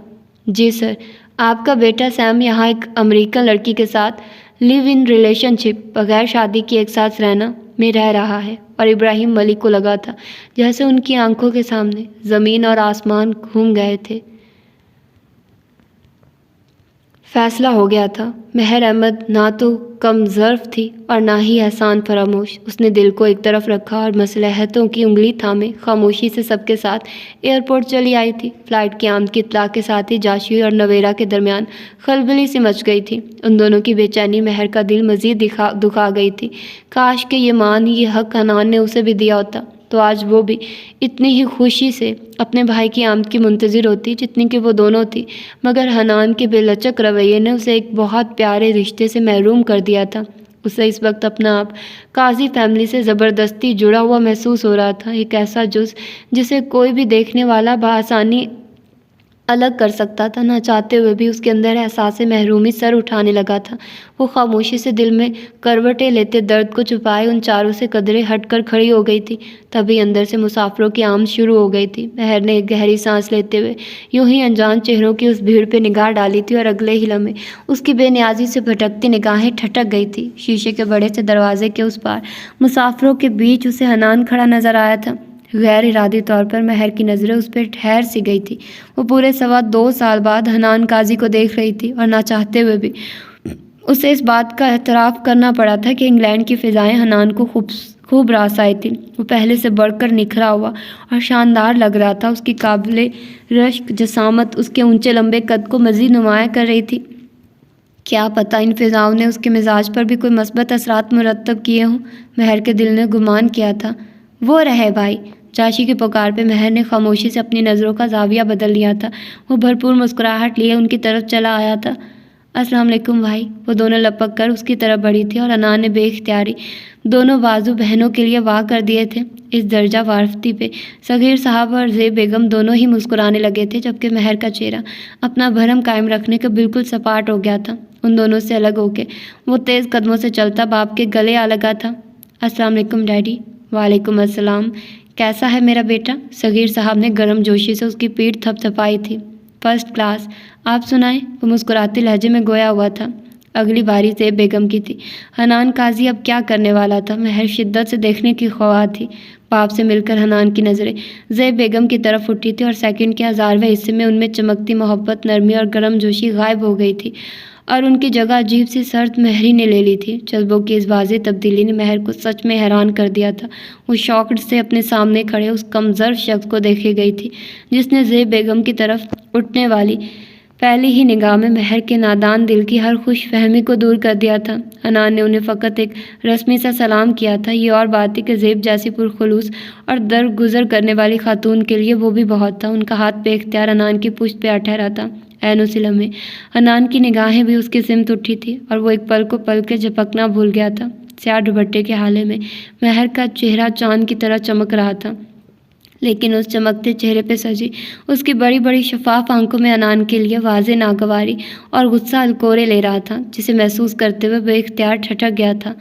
السلام علیکم۔ مہر کے مارے باندھے سلام پہ اس نے گہری نظروں سے اس کی آنکھوں میں دیکھا تھا اور اگلے ہی لمحے وہ محض سر کے اشارے سے اسے جواب دیتا اپنے سامان کی جانب متوجہ ہو گیا تھا۔ سب کے سامنے اس درجہ تذلیل پہ مہر کٹ کر رہ گئی تھی۔ اس کا چہرہ سرخ ہو گیا تھا۔ اس نے ایک جتاتی ہوئی نظر ماں کے چہرے پہ ڈالی تھی اور خاموشی سے رخ موڑ لیا تھا۔ رات کا نہ جانے کون سا پہر تھا جب گہری نیند سوئی ہوئی انجم سوتے سے اچانک اٹھ بیٹھی تھی۔ ان کا دل بہت تیزی سے دھڑک رہا تھا۔ ٹیبل لیمپ روشن کرتے ہوئے انہوں نے اپنے دائیں جانب دیکھا تھا اور وہاں ابراہیم صاحب کو نہ پا کے ان کا بے چین دل بری طرح گھبرا گیا تھا۔ ابراہیم ملک کمرے میں کہیں بھی نہ تھے۔ تیزی سے خطبے سے کمبل ہٹاتی وہ اٹھ کھڑی ہوئی اور ننگے پاؤں ہی دروازہ کھول کر باہر چلی آئی تھی۔ جو ہی وہ لاؤنج میں داخل ہوئی ان کا دل دھک سے رہ گیا تھا۔ لیمپ کی نرم سی روشنی میں ابراہیم صاحب سامنے ہی صوفے پہ دونوں ہاتھوں میں سر گرائے بیٹھے تھے۔ ابراہیم، آپ ٹھیک تو ہیں نا؟ وہ اڑ کر ان تک آئی تھی۔ انہیں یوں اچانک اپنے روبرو پا کے ابراہیم ملک نے سرحد سے اپنے بہتے اشک صاف کیے تھے، لیکن ان کی آنکھوں اور چہرے کی سرخی بھید کھول گئی تھی۔ آپ رو رہے ہیں؟ انجم کو لگا تھا جیسے کسی نے ان کے قدموں تلے سے زمین کھینچ لی ہو۔ کچھ تو بولیے ابراہیم، آپ کیوں رو رہے ہیں؟ میرا بچہ تو ٹھیک ہے نا؟ متوش سی ہو کے انہوں نے چھوڑ کا کندھا ہلایا تھا۔ ان کی یہ فکر، یہ تڑپ ابراہیم صاحب کا دل چیر گئی تھی۔ وہ خطبے سے ہر اختیار کھو بیٹھے تھے۔ نہیں مرا وہ بدبخت، کاش کہ وہ مر جاتا تو میرے نصیب میں یہ جلن، یہ رسوائی تو رقم نہ ہوتی۔ ایک جھٹکے سے ان کا ہاتھ ہٹاتے وہ اٹھ کھڑے ہوئے تھے۔ کیا کہہ رہے ہیں آپ؟ انجم نے سہمی ہوئی نظروں سے ان کی طرف دیکھا تھا۔ ہم ہار گئے انجم، تمہاری تربیت، میرا یقین، سب کچھ ہار گیا۔ تمہارا خوف صحیح نکلا، یہاں کی بے حجاب فضائیں ہماری شرافت و نجابت کو نگل گئی انجم۔ اور انجم بیگم کی کاٹو تو بدن میں لہو نہیں والی کیفیت ہو گئی۔ ان کی وحشت زدہ آنکھیں ابراہیم صاحب کے شکستہ چہرے پہ جم کر رہ گئی تھی۔ شادی کر لیا نا اس نے؟ سینے پہ ہاتھ رکھے انہوں نے کانپتی آواز میں اپنے بدترین خدشے کا اظہار کیا تھا۔ ان کی سادگی ابراہیم ملک کے لبوں پہ تلخ مسکراہٹ بکھیر گئی تھی۔ تم بہت پیچھے رہ گئی انجم۔ ہمارے بیٹے نے وہ کارنامہ انجام دیا ہے جہاں ہمارا ذہن پہنچ بھی نہیں سکتا۔ انہوں نے ایک پل کو رک کر اپنی ہمت مجتمع کی۔ وہ ایک امریکی لڑکی کے ساتھ وہاں بغیر شادی کے رہ رہا ہے۔ اور انجم ابراہیم کو لگا تھا جیسے پورے گھر کی چھت ان کے سر پر آ گری ہو۔ وہ پھٹی پھٹی آنکھوں سے اپنے شریک حیات کو دیکھتی صوفے پہ گر سی گئی تھی۔ انجم، ابراہیم صاحب تڑپ کر آگے بڑھے تھے۔ ان کے بازوؤں کا سہارا ملتے ہی انجم بیگم بری طرح رو پڑی تھی۔ ایئرپورٹ سے گھر پہنچنے پر مہر سیدھی اپنے کمرے میں چلی آئی تھی۔ تنہائی میں اس نے اپنے اندر جلتے ہوئے احساس تذلیل کو جی بھر کے آنسوؤں کی صورت پہنے دیا تھا۔ عجیب بات تھی، لیکن گھر والوں میں سے کوئی بھی اسے دوبارہ بلانے کے لیے نہیں آیا تھا۔ شاید سبھی اس کی کیفیت سے واقف تھے، اور پھر یوں ہی روتے روتے اس کی آنکھ لگ گئی تھی۔ جو اب کہیں جا کے شام میں کھلی تھی۔ طبیعت اتنی مقدر ہو رہی تھی کہ کچھ بھی کھانے کو دل نہیں چاہ رہا تھا، لیکن ایک گرم پیالی چائے کی طلب بڑی شدت سے محسوس ہو رہی تھی۔ اس نے اپنا دوپٹہ اٹھا کر شانوں پہ پھیلایا تھا اور دروازہ کھول کے نیچے چلی آئی تھی۔ اپنے لیے ایک اسٹرانگ سا کپ چائے کا بنا کر وہ مگ اٹھائے باہر لان میں آ بیٹھی تھی۔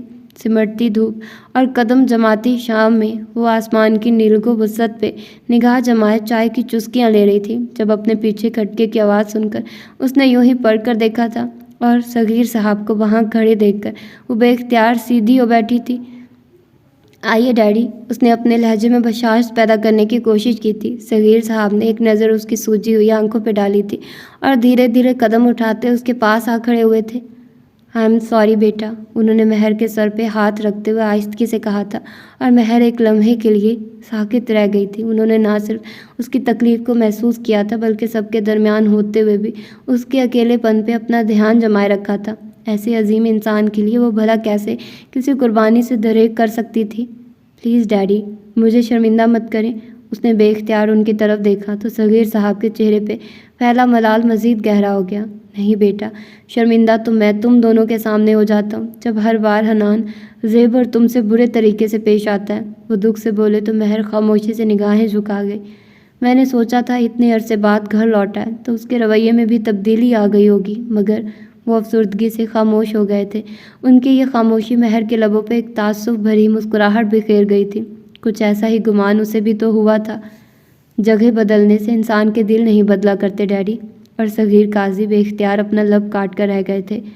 حنان بھائی نے مجھے اور امی کو کبھی قبول نہیں کیا اور نہ ہی آنے والے وقت میں ان سے ایسی کوئی امید رکھنی چاہیے۔ مہر نے ایک تکلیف دہ حقیقت بنا کسی پس و پیش کے ان کے سامنے بیان کی تھی، اور صغیر صاحب ایک تھکی ہوئی سانس کھینچ کر رہ گئے تھے۔ بس اللہ تعالیٰ تمہارا نصیب اچھا کرے بیٹا، تم اپنے گھر بار کی ہو جاؤ تو میں بھی اپنے رب کے حضور سرخرو ہو سکوں۔ وہ جس تناظر میں سوچ رہے تھے اسی میں بولے تو مہر کا دل ایک نئی اذیت سے بھر گیا۔ میرا تو آنے والا کل بھی کسی کی بے رخی نے دھندلا ڈالا ہے ڈیڈی، جانے میرے نصیب میں کوئی خوشی کاتب تقدیر نے پوری لکھی ہے بھی یا نہیں۔ تعصب سے سوچتے ہوئے اس کی آنکھیں نئے سرے سے بھر آئی تھی۔ سیم اپنی گاڑی میں سوزی کے ساتھ یونیورسٹی میں واپس آ رہا تھا جب اپنے گھر کے ڈرائیو وے پہ گاڑی موڑتے ہوئے اس کا دل دھک سے رہ گیا تھا۔ سامنے ہی ابراہیم ملک کھڑے اسے پرسکون نظروں سے دیکھ رہے تھے۔ انہیں یوں اچانک اپنے سامنے پا کر اس کا ذہن اس حد تک معاف ہو گیا تھا کہ وہ ایکسیلیٹر پہ دباؤ بڑھانا ہی بھول گیا تھا۔ نتیجتاً گاڑی ایک جھٹکے سے رک گئی تھی۔ کیا ہوا؟ ساتھ بیٹھی سوزی نے موبائل سے نظریں ہٹاتے ہوئے اس کی طرف دیکھا جو ونڈ اسکرین کے اس پار گھبرائی ہوئی نظروں سے دیکھ رہا تھا۔ سامنے میرے ڈیڈی کھڑے ہیں سوزی۔ اس کی بات نے سوزی کو تیزی سے رخ موڑنے پہ مجبور کر دیا تھا، لیکن ڈرائیو وے میں کھڑے اس شخص نے ایک نگاہ غلط بھی اس پہ ڈالنا گوارا نہیں کی تھی۔ ان کی نظروں کا مرکز صرف اور صرف سیم کی ذات تھی۔ تم گاڑی میں ہی بیٹھو، سوزی کی ہدایت دیتے ہوئے وہ دروازہ کھول کے باہر نکل آیا تھا۔ آپ یوں اچانک بابا؟ وہ تیز قدموں سے چلتا ان کی طرف آیا تھا۔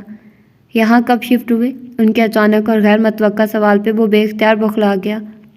ہفتہ ہوا ہے، اس نے کم سے کم مدت بتانے کی کوشش کی۔ اس سے زیادہ جھوٹ وہ بول نہیں سکتا تھا کیونکہ اندر سارا گھر مکمل طور پہ سیٹ ہوا پڑا تھا۔ میں آپ کو بتانے والا تھا مگر ٹائم نہیں ملا ہوگا۔ انہوں نے پرسکون انداز میں اس کا جملہ مکمل کیا تھا۔ جی ٹائم کا ہی مسئلہ تھا۔ اس نے کھسیا کے بالوں میں ہاتھ پھیرا۔ یہ لڑکی تمہارے ساتھ رہتی ہے؟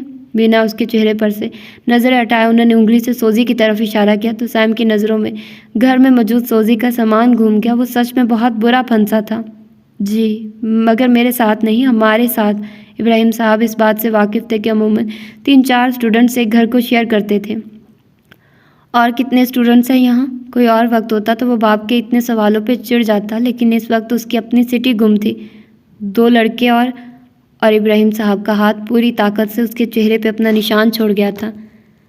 چٹاخ کی آواز نے گاڑی میں بیٹھی سوزی کو دم بخود کر دیا تھا۔ اس کا ہاتھ تیزی سے اس کے کھلے منہ پہ آ ٹھہرا تھا۔ مرد بنو مسٹر سیم، اور مردوں کی طرح اپنے دھوکے کو آن کرنا سیکھو۔ اسے گریبان سے جکڑے وہ سرد لہجے میں گھر آئے تھے اور سمروز ان کے منہ سے اپنے لیے پہلی مرتبہ سیم سن کے ساکت رہ گیا تھا۔ تم نے ابراہیم ملک کو کیا سمجھا تھا؟ کوئی بیوقوف یا الو کا پٹھا جس کی ناک کے نیچے تم رنگ رلیاں مناتے رہو گے اور اسے خبر تک نہ ہوگی؟ اس کی آنکھوں میں دیکھتے وہ غصے سے چلائے تو سوزی کے سامنے اس درجہ تذلیل پہ سیم کا چہرہ شدت جذبات سے سرخ ہو گیا۔ गिरेबान छोड़िए मेरा, दांत पीसते हुए वो जैसे फुनकारा था, मगर इब्राहिम साहब पे कोई असर न पाके उसका दिमाग घूम गया था। मैं कहता हूँ छोड़िए मेरा गिरेबान। दोनों हाथों से उनकी कलाइयाँ जकड़ते हुए उसने एक झटके से खुद को उनकी गिरफ्त से छुड़वा लिया था। क्या समझते हैं आप खुद को? हाँ, मैं मना रहा हूँ रंगरलियाँ, क्या बिगाड़ लें आप मेरा? उनकी आंखों में देखता वो सरकश लहजे में धाड़ा तो इब्राहिम मलिक एक लम्हे को उसे बेयकीनी से देख कर रह गए। क्या ये उनका वो बेटा था जो उनकी कुल कायनात था? वाह, क्या इनाम दिया है बेटा। वो ताज्जुब से बोलते एक कदम आगे आए थे। ठीक है, अगर यूं है तो फिर यूं ही सही। उनकी आंखों से शोले बरसने लगे थे। बहुत शौक है ना तुम्हें अयाशी का, तो करो, ज़रूर करो, मगर अपनी हक हलाल की कमाई तुमसे बद अहद और बद किरदार शख्स को इन नापाक कामों में लौटाने के लिए मर कर भी नहीं दूंगा। मैंने तुम्हें जितना देना था दे दिया, और तुमने मेरी पीठ में जितने खंजर घोंपने थे घोंप दिए। अब बस। उन्होंने बेख्तियार उंगली उठाई थी। मैं तुम्हें आज इसी वक्त अपनी ज़िंदगी से बेदखल करता हूँ। तुम हमारे लिए मर गए। आइंदा मेरे घर में कभी कदम रखने की गलती मत करना मिस्टर सैम, क्योंकि मैं अजनबियों की, वो भी धोखेबाज और बद किरदार अजनबियों की, अपने घर में आमद बर्दाश्त नहीं करता। उसे वार्निंग देते हुए एक झटके से पलटकर बाहर को बढ़े थे और पीछे खड़े सैम की मुट्ठियाँ भिंच गई थी। ये मेरी ज़िंदगी है, मैं इसे जैसे चाहूँगा वैसे गुजारूंगा। आप इन फजूल धमकियों से मुझे ब्लैकमेल नहीं कर सकते, समझे? उनकी पुष्ट पे निगाहें गाड़े वो बाआवाज़ बुलंद धाड़ा था, मगर इब्राहिम साहब की रफ्तार में रत्ती बराबर फ़र्क नहीं आया था। वो उन्हीं मजबूत कदमों से चलते बाहर निकल गए थे। तुम ठीक तो हो ना सैम? उनके मजर से हटते ही सोजी दरवाज़ा खोल के उसके पास दौड़ी चली आई थी, मगर सैम उसे एक झटके से अपने सामने से हटाता गाड़ी में जा बैठा था। वो इस वक्त इतने शदीद गुस्से में था कि किसी से भी बात करने के मूड में ना था। अगले ही लम्हे उसने गाड़ी स्टार्ट करके इंतहाई तेज़ी से बैक की थी। गाड़ी के टायर बुरी तरह चरचराए थे, मगर वो किसी भी चीज़ की परवाह किए बिना आंधी तूफान की तरह गाड़ी भगा ले गया था। हनान ने महर के वजूद को मुकम्मल तौर पे नज़रअंदाज कर दिया था। नतीजतन महर ने भी उस पर लानत भेजी थी और अपनी ज़िंदगी में मसरूफ़ हो गई थी, और कुछ यही रद्द-ए-अमल बाकी घर वालों का भी था। दूसरी तरफ हनान ने 2-3 दिन के वक्फे के बाद ही सगीर साहब का ऑफिस ज्वाइन कर लिया था। उसके इस फैसले से उन्हें बेहद खुशी हुई थी। ये उनकी दिली ख्वाहिश थी जो उनके बेटे ने बिना उनके कुछ कहे ही पूरी कर दी थी। यूँ हनान ने दफ्तर में अपनी जिम्मेदारियां बड़े एहसन तरीके से संभाल ली थी, लेकिन चंद मामलों में सगीर साहब का उसे टोकना भी किसी बेहतरी का बायस नहीं बन पाया था, जिसमें सरफहरिस्त उसकी हद से बढ़ी हुई दोस्तियां और घर में ज़ेब ख़ास तौर पर महर के साथ उसका बिला वजह का नारवा सलूक था। अभी भी वो रात के 1:30 बजे के करीब घर वापस लौटा था। लाउंज का दरवाज़ा खोल के वो अपने ध्यान में अंदर दाखिल हुआ था, लेकिन टीवी के आगे महर को बैठा देख के वो ठटक गया था। वो बड़े इन्हमाक से कोई फिल्म देख रही थी। दरवाज़ा खुलने की आवाज़ पर उसने बेख्तियार पलटकर पीछे देखा था और हनान पे निगाह पड़ते वो बेनियाजी से रुख मोड़ गई थी। उसकी ये बेनियाजी हनान को सर तपा सुलगा गई थी। वो एक बार फिर उसे, यानी हनान काजी को, जिसके पीछे लड़कियों की एक लंबी कतार थी, नज़रअंदाज करने की जुर्रत कर गई थी, जो उसे पहले दिन की तरह बेहद नागवार गुजरी थी, जब उसने एयरपोर्ट पे महर की आंखों में बाकी सब की तरह अपने लिए सताइश के बजाय गुस्सा और नागवारी देखी थी। वो अचानक अपने कमरे में जाने का इरादा तर्क करके उसकी तरफ चला आया और बिना महर की जानिब देखे सोफे पे आकर बड़े रिलैक्स अंदाज में गिर सा गया, यूँ जैसे वो वहाँ बिल्कुल अकेला हो। पुष्ट से सर टिकाए हुए उसने अपनी टांगें सीधी की थी और जूतों समेत सामने मौजूद टेबल पे रख दी थी। उसके सोफे पे बैठते ही महर का सारा ध्यान फिल्म पे से हट गया था, लेकिन इस मुतकब्बराना अंदाज पे तो वो हैरान नज़रों से उसे देखती रह गई थी।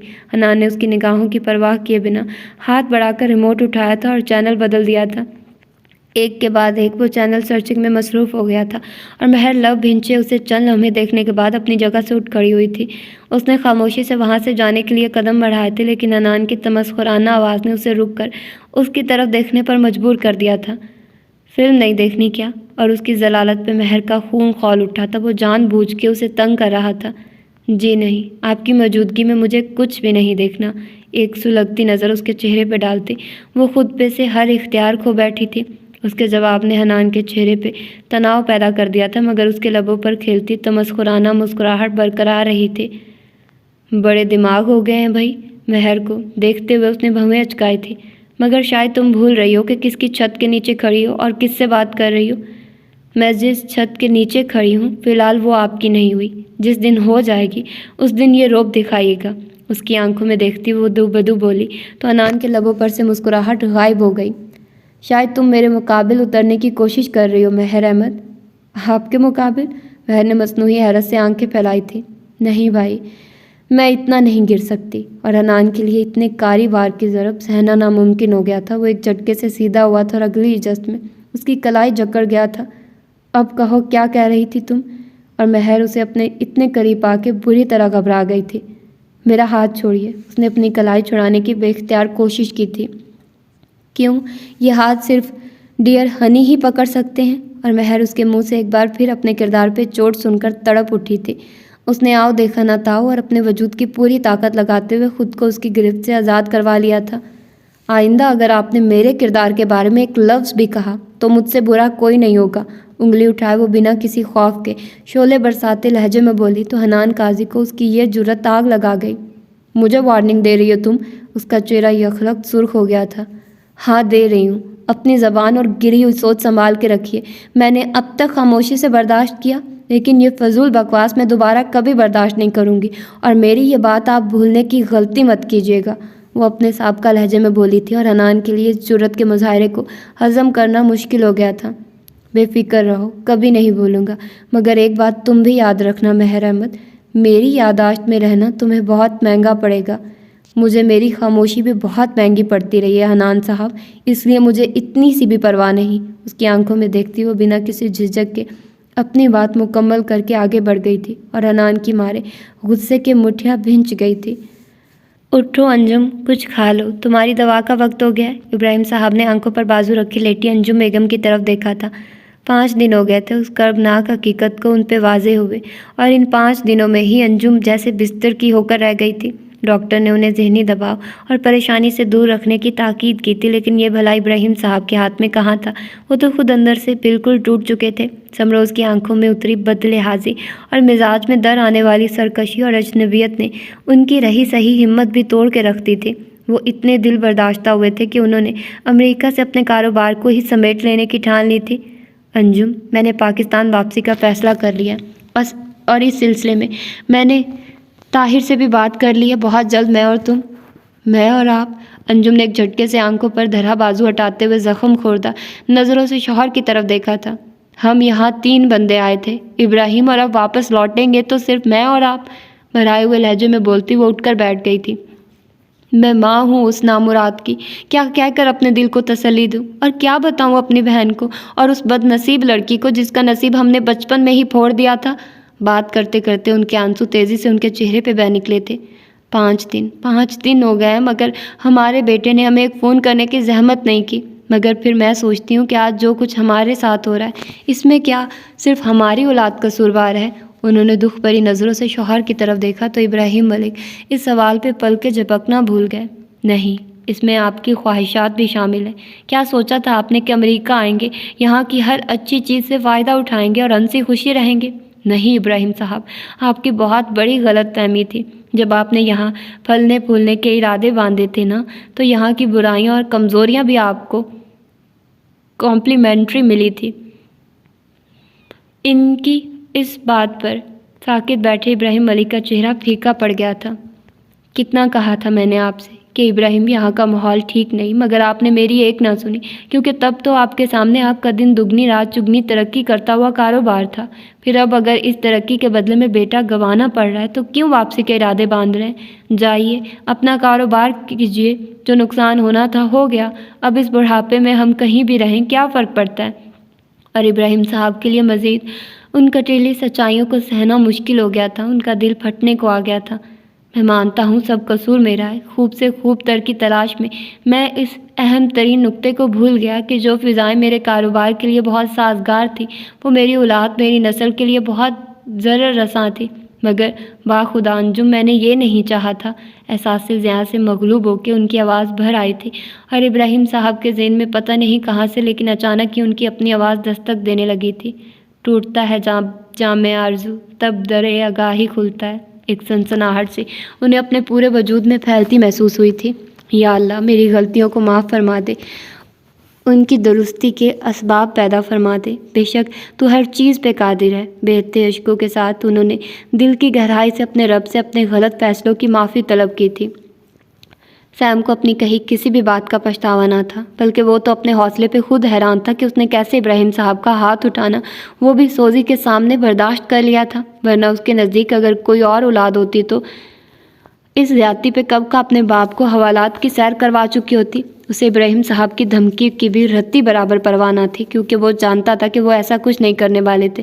وہ ان کی اکلوتی اولاد تھا، اس کے ماں باپ کی اس میں جان تھی، اور وہ اتنا بڑا قدم اٹھانے کا حوصلہ نہیں رکھتے تھے۔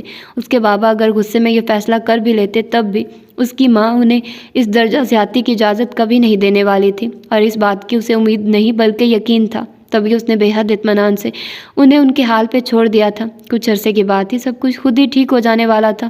اس کے نزدیک یہ ان کا اخلاقی فرض تھا کہ وہ اس بات کو سمجھتے کہ وہ اب ایک سمجھدار اور بالغ شخص تھا، جس کی زندگی کو وہ لوگ اپنی مرضی کے مطابق نہیں چلا سکتے تھے، کم از کم اس مہذب معاشرے میں تو بالکل بھی نہیں۔ اس روز سیم نے واپس آ کر سوزی کو ہونے والی تلخ کلامی کے ساتھ ساتھ اپنے فیصلے سے بھی آگاہ کر دیا تھا، جس پہ سوزی نے اسے مکمل طور پہ سپورٹ کیا تھا۔